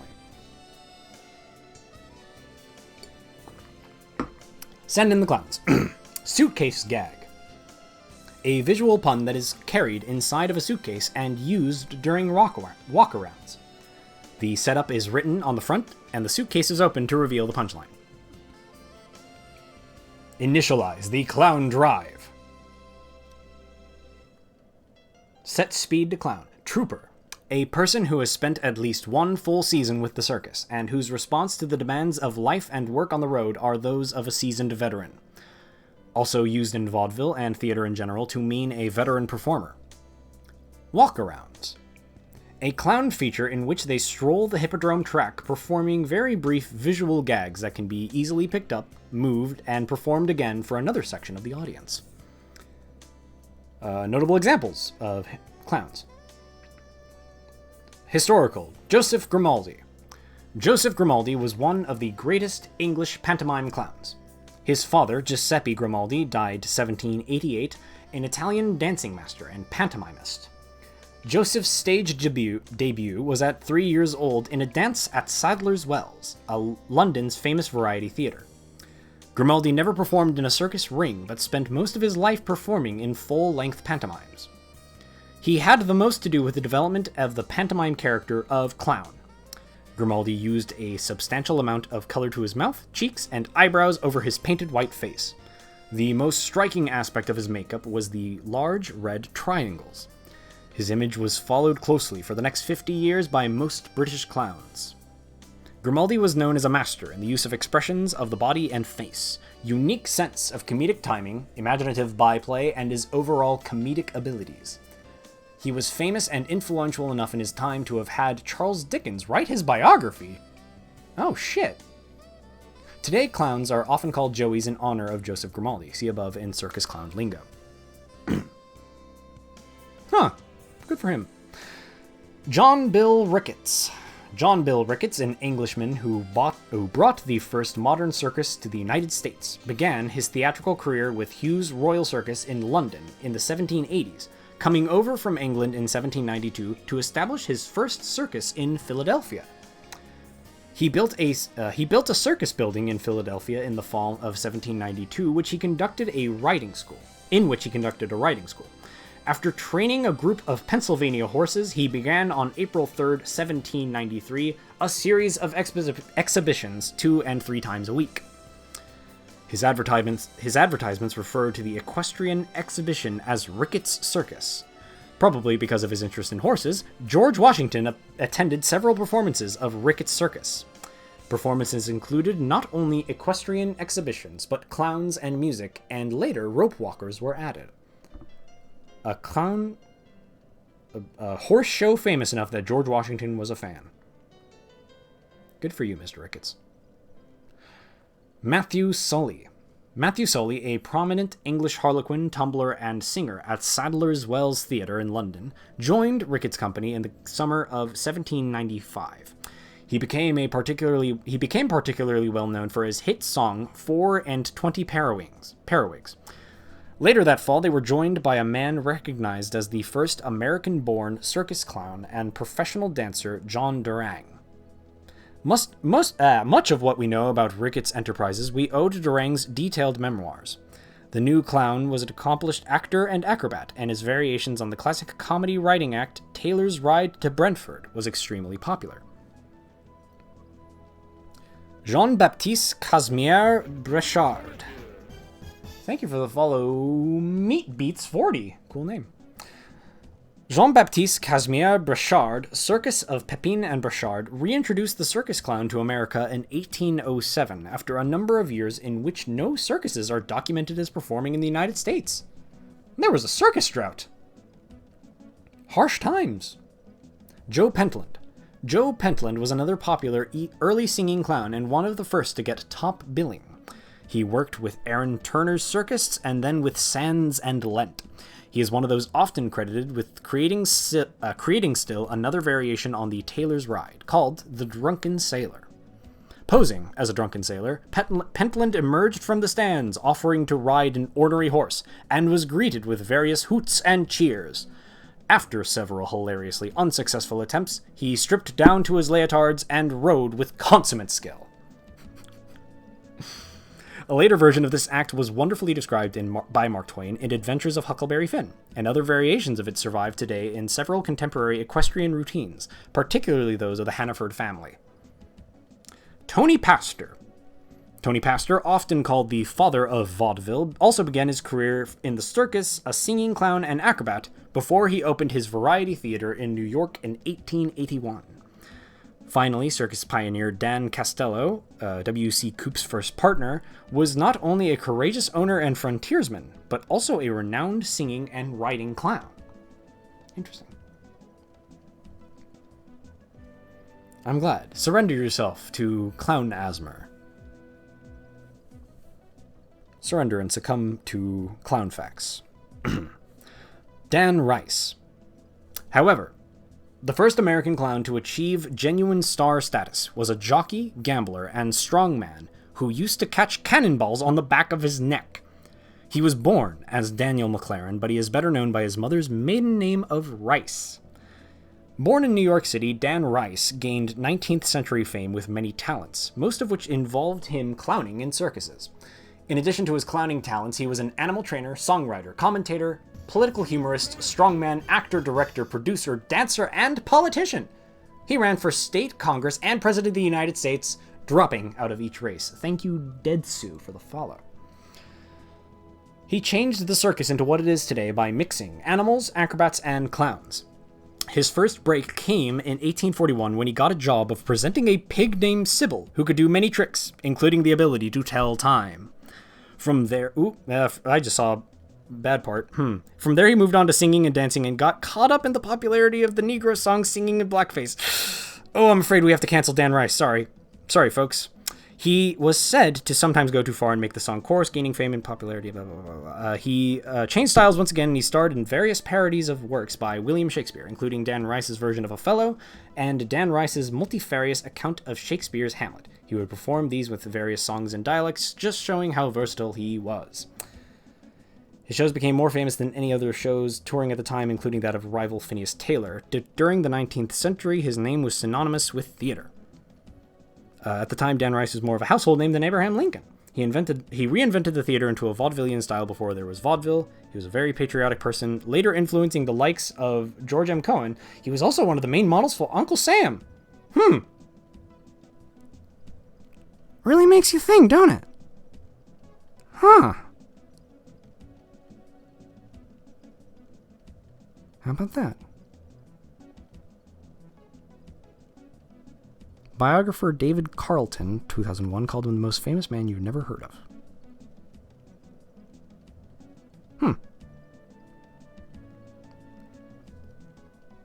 George L. Fox. George Lafayette Fox was America's first great white-faced clown. Known as the American Grimaldi, Fox introduced Joseph Grimaldi's violent slapstick and topical satire to the American stage. He transformed it into a distinctly American style of humor, reflecting the events of his day and influenced circus clown well into the 20th century. That's not quite correct. In 1867, he created his masterpiece, Humpty Dumpty, giving over 1,000 performances on Broadway.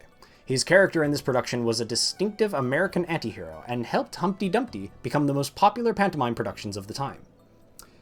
The slapstick form known as pantomime had been a Broadway staple since before the Civil War, but it reached a peak of popularity during the 1860s and 70s. These shows placed figures from Mother Goose stories in wildly varied settings, always finding an excuse to transform into the clown characters of traditional commedia dell'arte, Harlequin, Columbia, etc. Popular songs were loosely inserted whenever the audience needed a breather. Lavish sets and athletic clowning were expected, along with elaborate ballets. By far the most popular of these pantomimes was Fox's Humpty Dumpty. The plot had young Humpty and his playmates turn into harlequinade characters and romp through a candy store, an enchanted garden, and Manhattan's costly new city hall. Fox's mute passivity set him apart from the raucous clamor surrounding him, and audiences took the little man to their hearts. Humpty Dumpty was revived several times. Fox eventually gave 1,128 performances in the title role, becoming the most highly paid actor of his time. He initiated the tradition of Wednesday matinees to take advantage of the show's appeal to children. Huh! He is considered by many to be the funniest man of his time.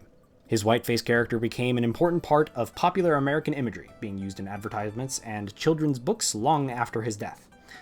He is considered an influence to early film comedians including Laurel and Hardy, Charlie Chaplin, Buster Keaton, and the Marx Brothers. Sadly, he was removed from the stage during his last performance and had taken to an insane asylum where he died 3 years later, possibly as a result of poisoning from his lead-based white makeup. No man is immune from hubris. Thank you, Prismatic Jelly, for the follow. I need to get some water. I'm actually going to take a little... I'm going to bring you to the battle loop for just a second while I go to the bathroom and get more water. Stay right where you are!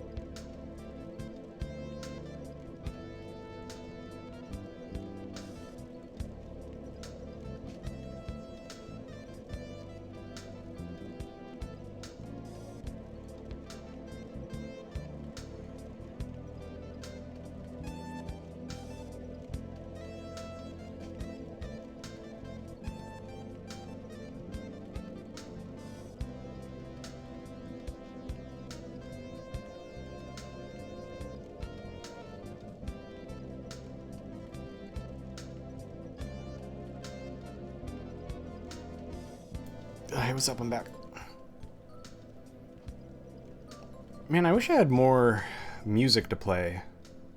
I only have like 7 songs that fit the tone of what I wanted for this stream. Hopalong Hog is good. Hopalong Hog? That's a great name for him. I love Hopalong Hog. I might need to rename him. The Borster, also known as Hopalong Hog. No, not dark clown music. This is relaxing. This is a relaxing stream. A relaxing stream where we're learning about clowns. And also playing Dark Souls, apparently. Where was I? Anyway. You want clown music? Get you some Animals Crossing music. AC GameCube specifically. Yeah, that would be some good clown music. If I wanted some clown music on stream, I would absolutely use Animal Crossing. Specifically, 2 a.m., any of the themes that Shinobu Tanaka made, I think it was, because like the achievement theme and like New Year's Days, it's all clown shit. It's just straight up clown shit. They ought to add some more clowns to Dark Souls. I agree. There should be more clowns in Dark Souls. There's at least one, but there should be more.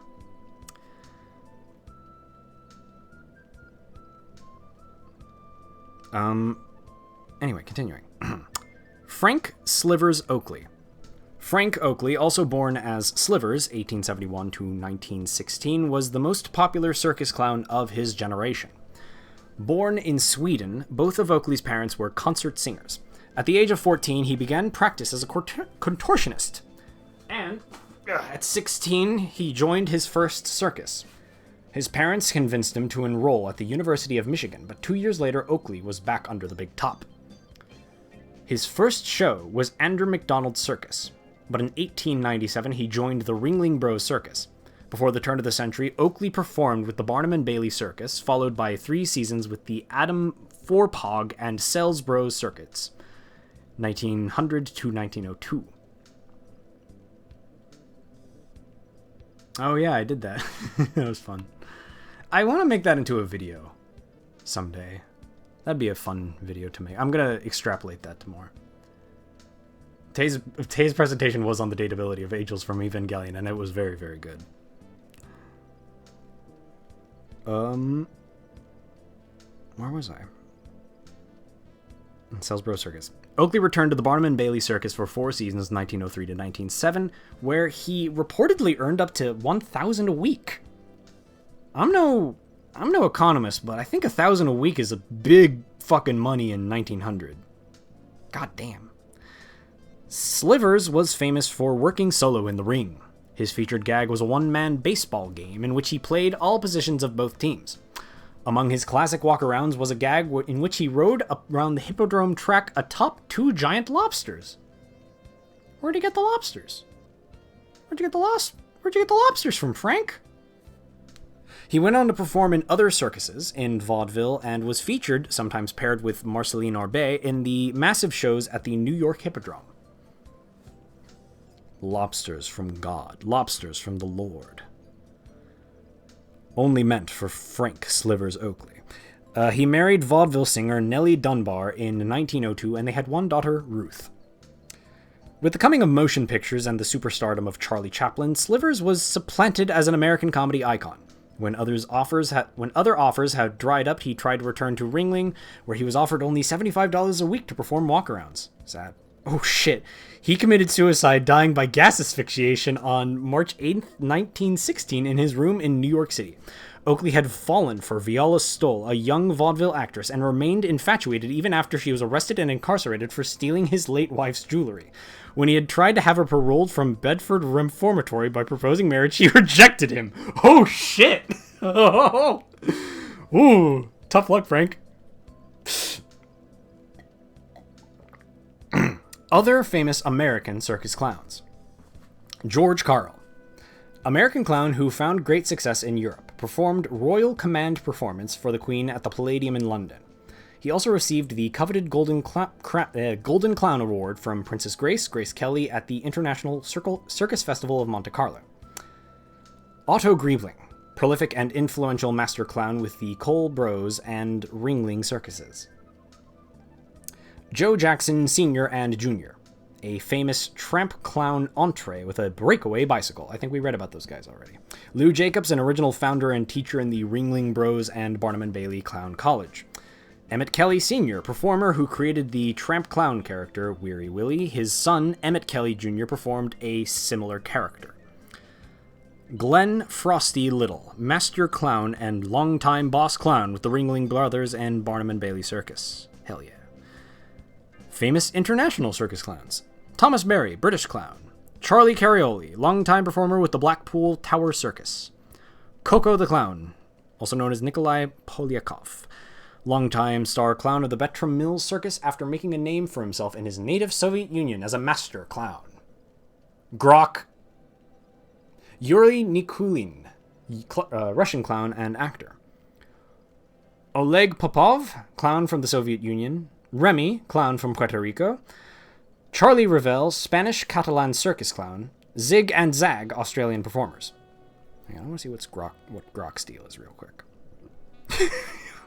Oh, this is a good picture. Hang on. Oh, hang on.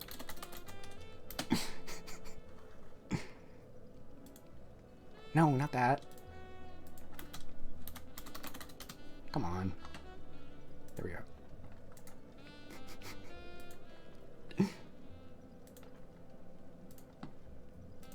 Oh, fuck. No, not that. Get back here. All right. I almost closed OBS. That would have been embarrassing. Ugh. Yes. Yes.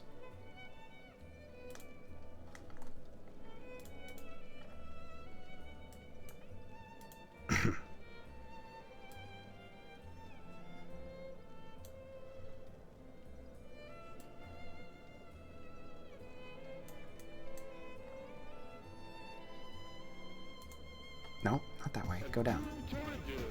Thank you for the follow, Nikotur. There we go. Dogs in chat, shut up. Grock.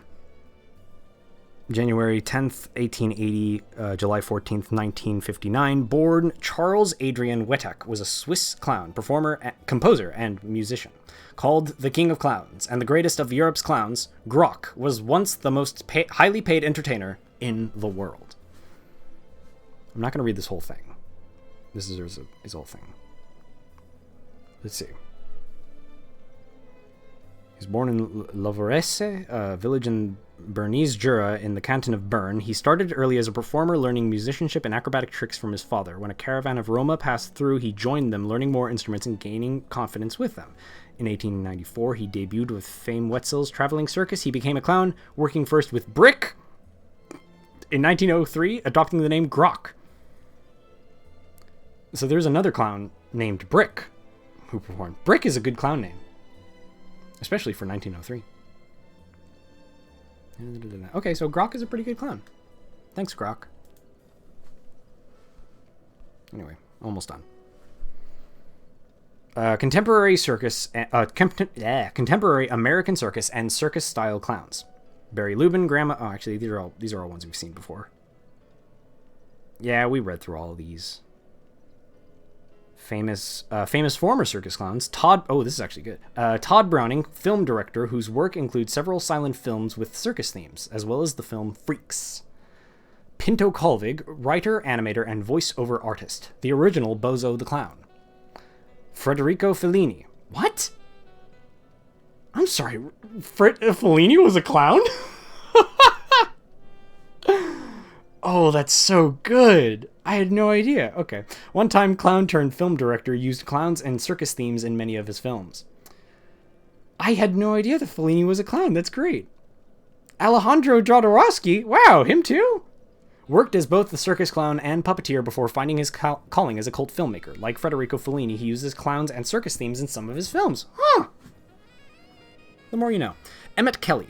Actor who often appeared in classic hobo clown costume and makeup. Once seen, he was called upon to be the villain in a film, The Fat Man, 1951. He refused to appear in his Weary Willy hobo persona, opting instead to portray a white-faced clown. Damn, Emmett, coming after a white-faced clowns.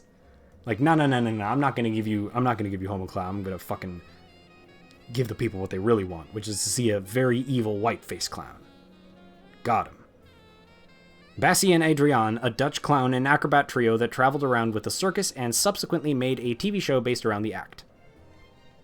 Well, that's some good clown learning for today, I think. I'm going for 2 hours. And here we sit. Nary a summon. Nary a call to our name. Nary a thing to consider, except how many clowns there are.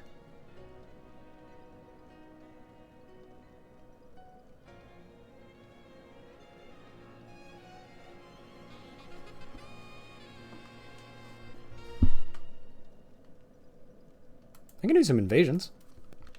Alright, hang on. Before we finish. Let's see. Where are people playing right now?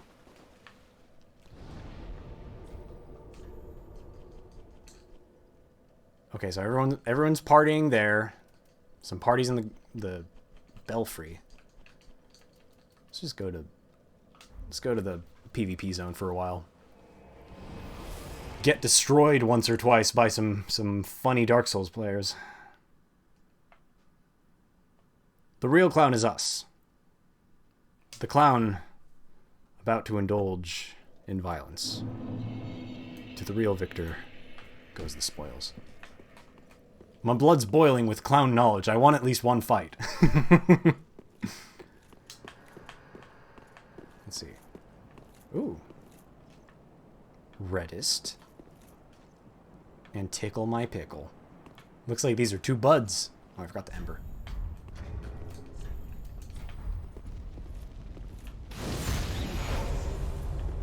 Can I just use it now? Do I have to go back and rest? Oh, I don't have a red orb. I thought I had a red orb. Oh, well. Well, I have 11 of these. Let's use a few of them. I learned a lot today. I don't know how much I'll remember tomorrow, but that's something. You know what? That's the thing with reading this sort of stuff. Like, this is a funny gag that I'm doing that we're all learning. All of that knowledge is going to leave my brain as soon as I hit stop streaming. Most of the things I say and think go in one ear and out the other. Okay, I'm still invading. All right, let's move closer. There we go. No, I'm still searching. Oh, when will someone play with me? No, my head's in a stare. Ugh. When will someone play with me? My shields are doors. Check this out.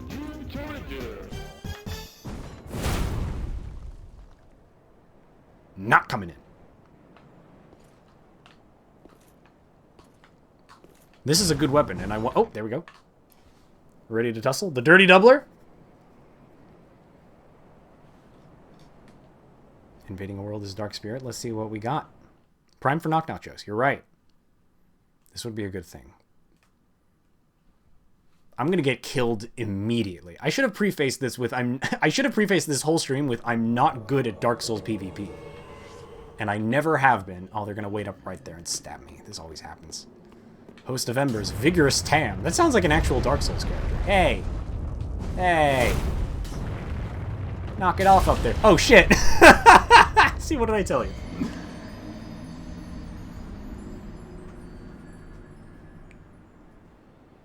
The most illegal move in the history of blocking the ledge. I should have known better. I should have known that the AoE would hit behind my door. Or I should have been further back is what I should have done. Oh, well. Can't stop us from trying.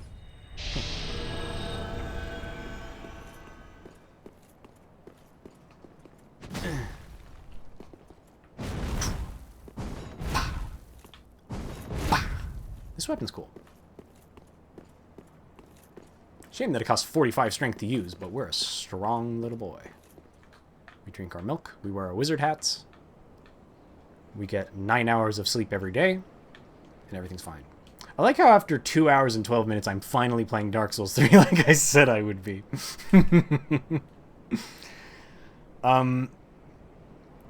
If you enjoy my stream content, it's just going to be bullshit like this. I'm not going to do anything worthwhile. Oh shit! Oh shit! Here we go! That's an actual spear invasion. All right. Did I have to be embered? No, I've gotten it not embered before. That would be really funny if we didn't get it just because I wasn't embered, but that doesn't make any sense. Because I've definitely gotten summoned while not embered. Anyway, let's do what we actually were supposed to do. The call to battle. You get to be a boss. Come on. It takes a while sometimes. This is a rascally boss fight. Here we go. How many? One? Awesome. No problem. Sup, Omega? How's it going, bud?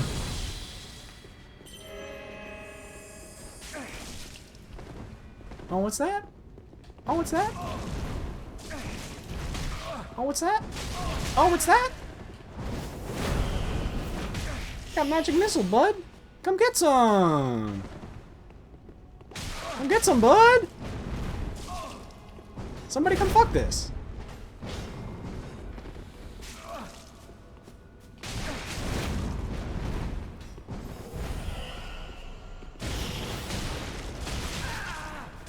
Okay, this doesn't do very much damage. I should have upgraded this before I decided to use it. Hey! Bye-bye. Nice try, loser. That was fun. Maybe I should remain embered for a little while. Pop-Tart is literally Gandalf got jukes. That's one success. That's better than I usually do. All right. Now I feel like we got some potential here. Okay. I'm gonna remain embered. Okay, I want to see if it's because I wasn't embered. Because I swear to God, I swan to John. Hello, Sile. I swan to John that you can be summoned to this fight while not embered. I didn't think that was a problem. Son of a bitch. Okay. Well, now I need to find a new clown article to read. Because evidently, this was what I was doing wrong the whole frickin' time. Let's see. Maybe we should go back to Grock. Maybe we should go back and see what Grock's up to. Alright, I'm going to go through... It's probably not funny, but I'm going to go through Grock's article and see if there's anything worthwhile there. Go back. Where's history? See if I can pull up... Nope, not that one. God damn it. Grock. Give me the Grock article. New addition to list of clowns, Mike's Begunner. Fuck off. Zack from prison? Welcome, Zack from prison. Zack from prison. I see you defeated the Nameless King. Can you defeat Doors? My man doesn't know what to do with all this found door knowledge. Is he trying to parry me? Can he parry me? I don't actually know. Oh, sorry, Zack from prison. Oh, uh-oh. Uh-oh. Oh, no. Oh, new friend? Oh, okay, it's just a Spirit of the Church. Come on, Zack from prison. Play with me. Come on, let's have some fun. Okay, he's actually doing it. Alright, Zack from prison knew what was up. Alright, Zack from prison. We get it. That's the nice thing about this boss is I just give someone an early win if I lose. Anyway.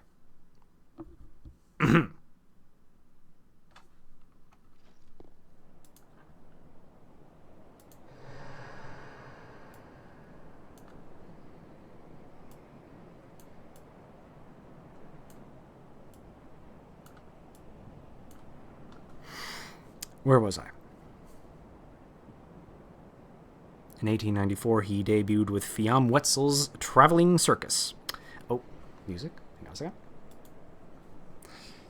He became a clown, working first with Brick in 1903, adopting the name Grock, and then the famous clown Antoine Umberto Gilliam. This second act was developed with the aim of making the transition from circus to music hall stages, which were more lucrative. While not initially successful, Antoinette and Grock did manage to secure a London engagement in 1911. Refining their performances according to audience response, Grock came to dominate the act, and they eventually split up. Career and later life. By 1913, Grock's fame had spread, his act having developed into the mixture of pantomime and musical blunders for which he is now remembered. With the outbreak of World War I, he made Britain his base, remaining there until 1924 when he returned to continental Europe. He performed throughout Europe and in the United States, commanding ever higher fees, and his continuing success enabled him to establish his own circus in 1951, with which he toured until his final performance in Hamburg on October 30th, 1954.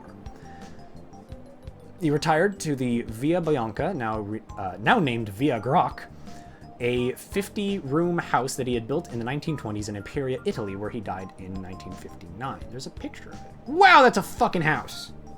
God damn. I'm not going to link this because it takes effort, but, like, go to the Grock article and scroll halfway down and find the Via Grock.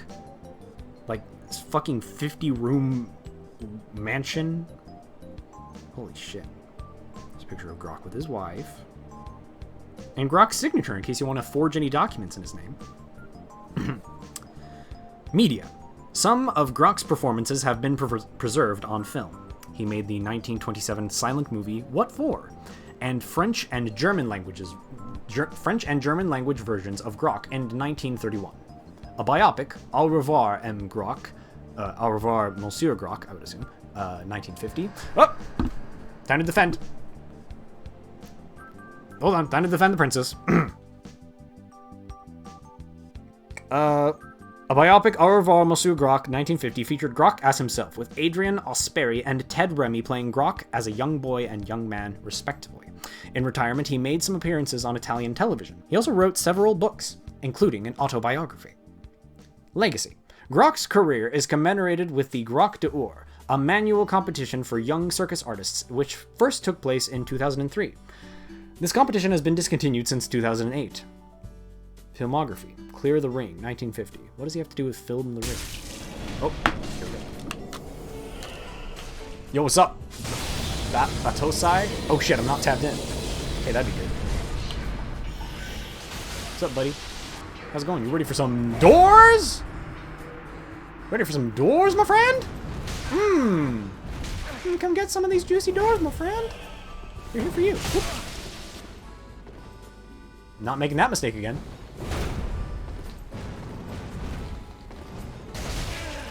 Chomp. Really wish I'd upgraded this one. Oh, uh-oh. Ouch. Alright, you know what? Whoop. Surprise, idiot! Oh, missed it. Right. Ow! Ouch!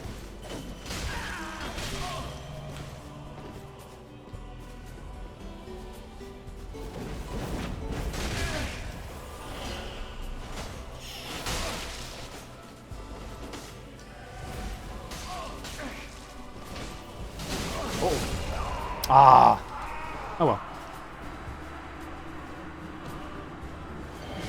Oh, clear the ring is au revoir, Monsieur Grock. Okay, I see. That's the biopic in question. Okay. Try Anthony. Well. Let's see.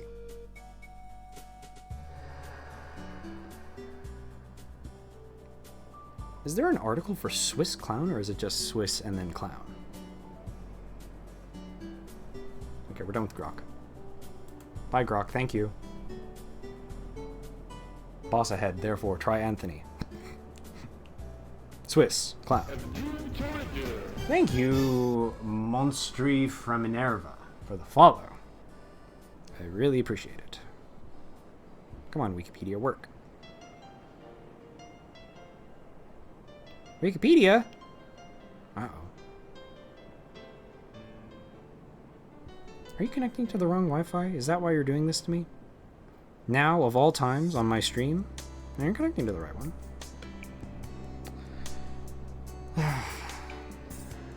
Let's list our favorite clowns. Alright, yeah.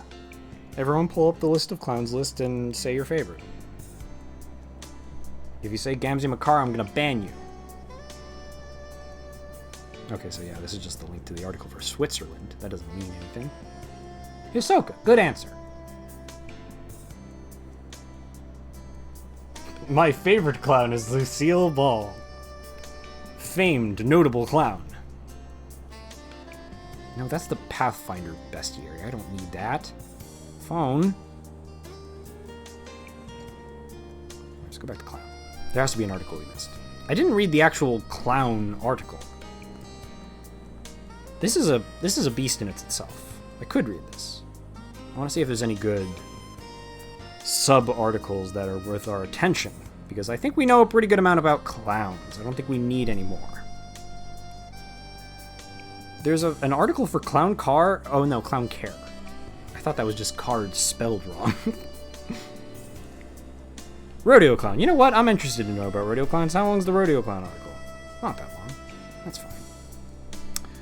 A rodeo clown bullfighter in the United States, Canada, Australia, and New Zealand, or rodeo protection athlete, is a rodeo performer who works in bull riding competitions. Originally, the rodeo clown was a single job, combining bullfighting, the protection of riders thrown from the bull, as well as being an individual who provided comic relief. Today, in the United States, the job is split in two separate ones: bullfighters, who protect the riders from the bull, and entertainers, barrelmen, who provides comic humor. However, in all other parts of the world and at some small rodeos, the job of rodeo rider, protection, and comic remain combined. Gotta go defend the princess. Gotta go do our job. Alright, hang on. Oh, change scenes. Alright. What was that? Tasks and skills. The primary job of the rodeo bullfighter is to protect a fallen rider from the bull by distracting it and providing an alternative target for the bull to attack, whether the rider has been bucked off or jumped off the animal. These individuals expose themselves to great danger in order to protect the riders. To this end, they wear bright, loose-fitting clothes that are designed to tear away. Alright, let's see what's going on. Game Boy. Sup, Game Boy? How's it going? You ready for some doors, my man? Wearing some cool Ferrari armor? Pretty good for you, my friend. Get back here. I want to play with you. Get back. I want to play with you. Play with me. Come on. Alright. Alright. You want to keep your distance. I understand. Come on. Get over here.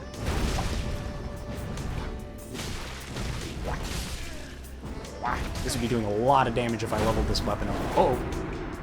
Oh no! You're busted. I should have seen that coming.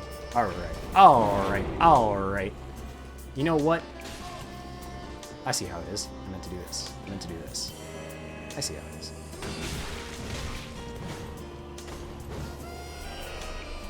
Come on. Ah, come play with me. Whee! Don't you want to play with me?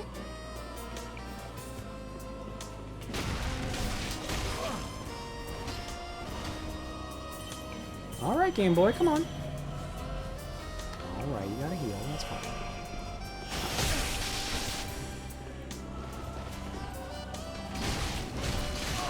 Do the Spears of the Church keep spawning as long as I'm alive? I think that's how this works. What? Oh, I hit him. Good. See how you like my missiles. Come on. Come on. Yeah, I got these. Oh.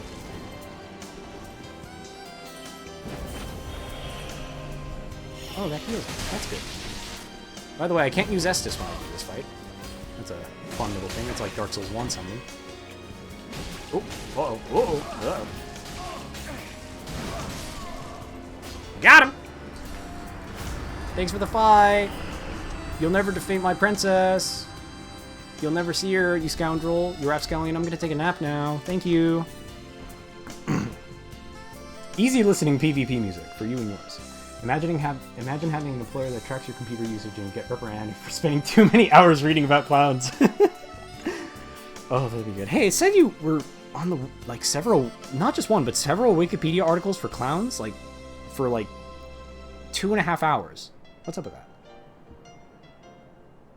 that? It is the Wolf Knight Greatsword. That is correct. Yes. I am playing. This is versus mode. It's happening. But just kidding. You missed a good fight. It's back to clown reading.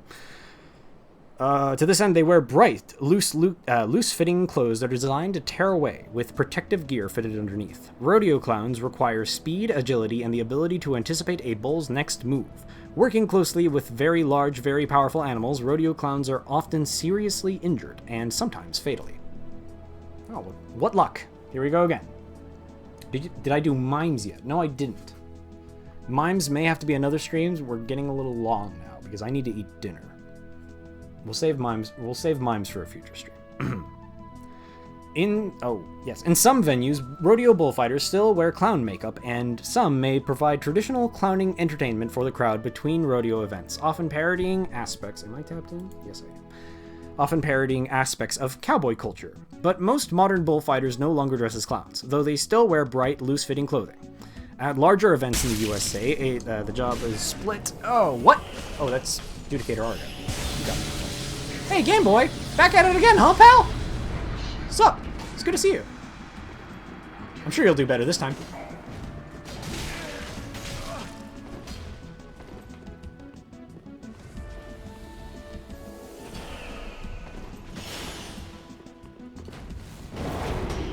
Ooh, you had the lion. Oh no, the lion. The lion. A lion's trick. Good luck. Good luck for you.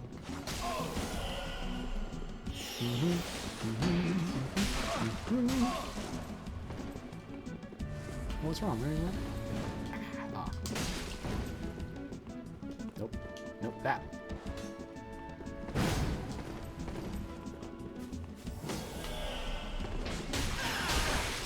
That was a very lucky hit. Come on. Oh, Game Boy.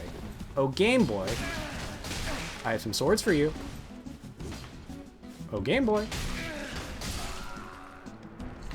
Hate to see it. Thanks for playing, Game Boy. It was fun.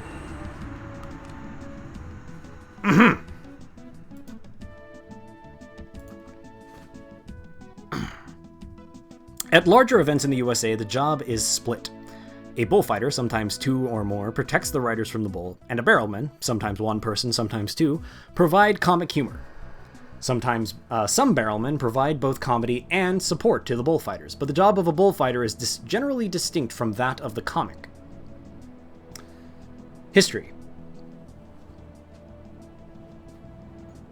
Rodeo clowns date to the beginnings of competitive rodeo back in the early 1900s, when promoters hired cowboys to entertain the crowd between events or if the competition was delayed. These individuals began wearing oversized, baggy clothing and eventually developed more outlandish gear.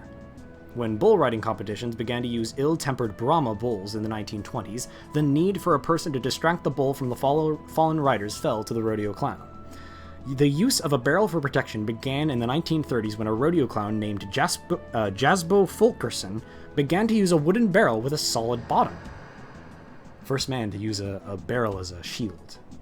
It's a point of cover against the wicked bull.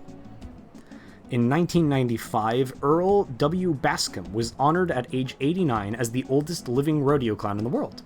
Bullfighting was reported as Wickpeth's profession in 1967, and Jimmy Anderson was reported to begin his career in 1975. Don't know what that has to do with anything, but okay. In Australia, rodeo clowns were a part of rodeos and agricultural shows for many years. They were hired to entertain the spectators between events and help manage the bullocks, steers, or bulls in the arena. In the 1930s, with the introduction of aggressive Brahmin bulls and Brahmin crossbreeds, the job became much more serious. In the late 20th century, acknowledging the great danger faced by the profession, the term bullfighter began to replace the term rodeo clown in formal use. The comedy aspect of clown work, as opposed to the protection of rodeo athletes, began to disappear in some parts of the USA by the late 1970s. In 2003, bullfighters in the Professional Bull Riders (PBR) organization stopped wearing traditional rodeo clown makeup and outfits and traded them for sports jerseys with shorts and corporate sponsor logos. Sad. Hate to see it. This was also the case for barrelmen in the PBR, but they retained their makeup. Technique.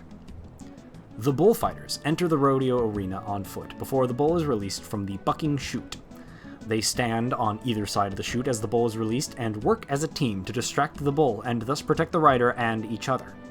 Their role is particularly important when a rider has been injured, in which case the bullfighter interposes himself between the bull and the rider, or uses techniques such as running off at an angle, throwing a hat, or shouting, so that the injured rider can exit the ring. When a rider has been hung up, they face the extremely dangerous task of trying to free him, with one team member going to the bull's head and the other attempting to release the rider. Typically at larger rodeos, bullfighters work in groups of as little as 2 and as many as 4.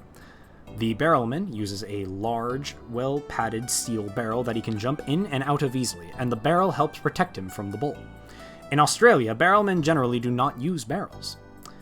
All members of the protective team wear loose, baggy clothing. The comic may wear the most outlandish clothing in bright colors, which may include things like wearing an inflatable female costume. What? What does that mean? Like wearing an inflatable female costume? So what, like inflatable boobs? That's the only thing I can imagine that being. And uses noisy, colorful props, such as rubber chickens and exploding garbage cans. Typically, the barrelman carries a microphone and heckles the rodeo announcer, the crowd, and anyone else he recognizes. During the bull riding event, the barrelman supports the bullfighters, including taunting the bulls by calling them names and waving props at them, usually from the safety of the barrel. Barrelmen may also tell jokes and use topical humor. You love topical humor. Love to go to a rodeo and be exposed to topical humor. Freestyle bullfighting. Bullfighting has grown in popularity so that in addition to being a job in its own right, it is a competitive event at rodeos around the United States. When not working to protect bull riders, rodeo bullfighters also have their own performances known as freestyle bullfighting, or American bullfighting. God bless the USA. Instead of bucking bulls, fighting bulls are used in these events. They are turned into the arena, and the bullfighter works with the animal, evaluated based upon the aptitude he displays in controlling and maneuvering the bull, precision in jumping the bull, contact with the bull, and handling of the barrel. Similar skills are sometimes displayed at traditional rodeos in intermission acts. A typical format is a 60 to 70 second encounter between bull and bullfighter, in which the bullfighter scores points for various maneuvers. In contrast to the older sport of Spanish bullfighting, no harm is done to the bull in rodeo bullfighting. Good to know. Recognition, from 1981 to 2000, Wrangler Jeans sponsored the Bullfighter of the Year contest at the National Finals Rodeo. The California Cowboys Professional Rodeo Association designates a Bullfighter of the Year annually. Other titles include the American Cowboys Association Freestyle Bullfighting Champion and the Ultimate Challenge Freestyle Bullfighting Champion. Schools exist to provide training for potential rodeo bullfighters. See also Robert Smets, Jimmy Anderson, Flint Ramison, and Earl W. Bascom. And that's a wrap on Rodeo Clowns. So, I think that's all. Doesn't look like Game Boy is back to party with us. Looks like he took a break on Princess Philionor because some jack shit kept killing him with a sword. Try losing sanity. I won't. Mr. Jenkins, I won't. It'll happen to you too. There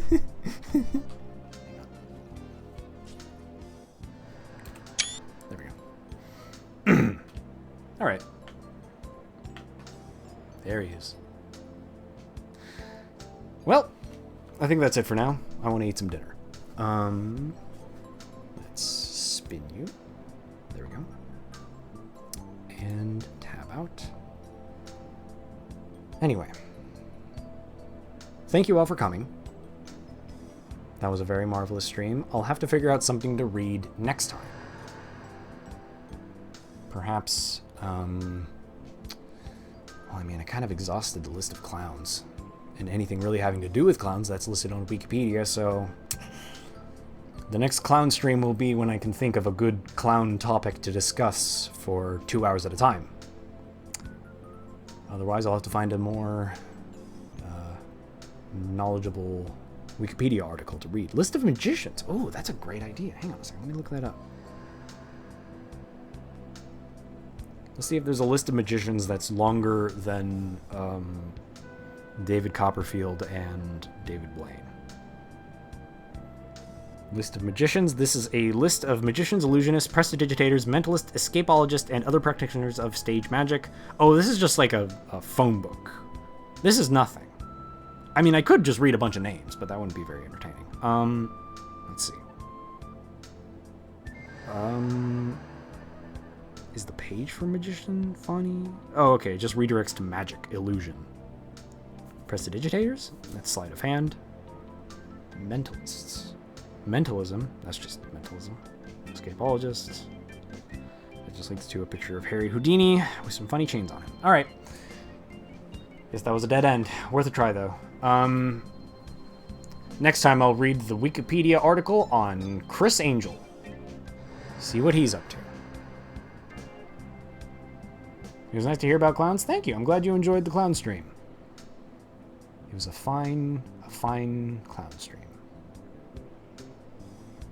All right. Lists of guys named Chris. That's actually pretty good. Let me see if there's a list of Chris's.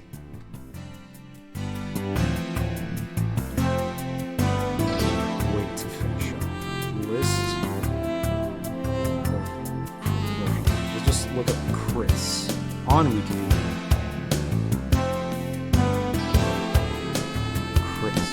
Search. Disambiguation. Chris is a short form of various names, including Christopher, Christian, Christina, Christos. Oh, Jesus, wait. Sorry, I was going to end the stream, but I forgot I kept talking. Okay. Hey, we're in luck. There is a list of people named Chris. People with the given name.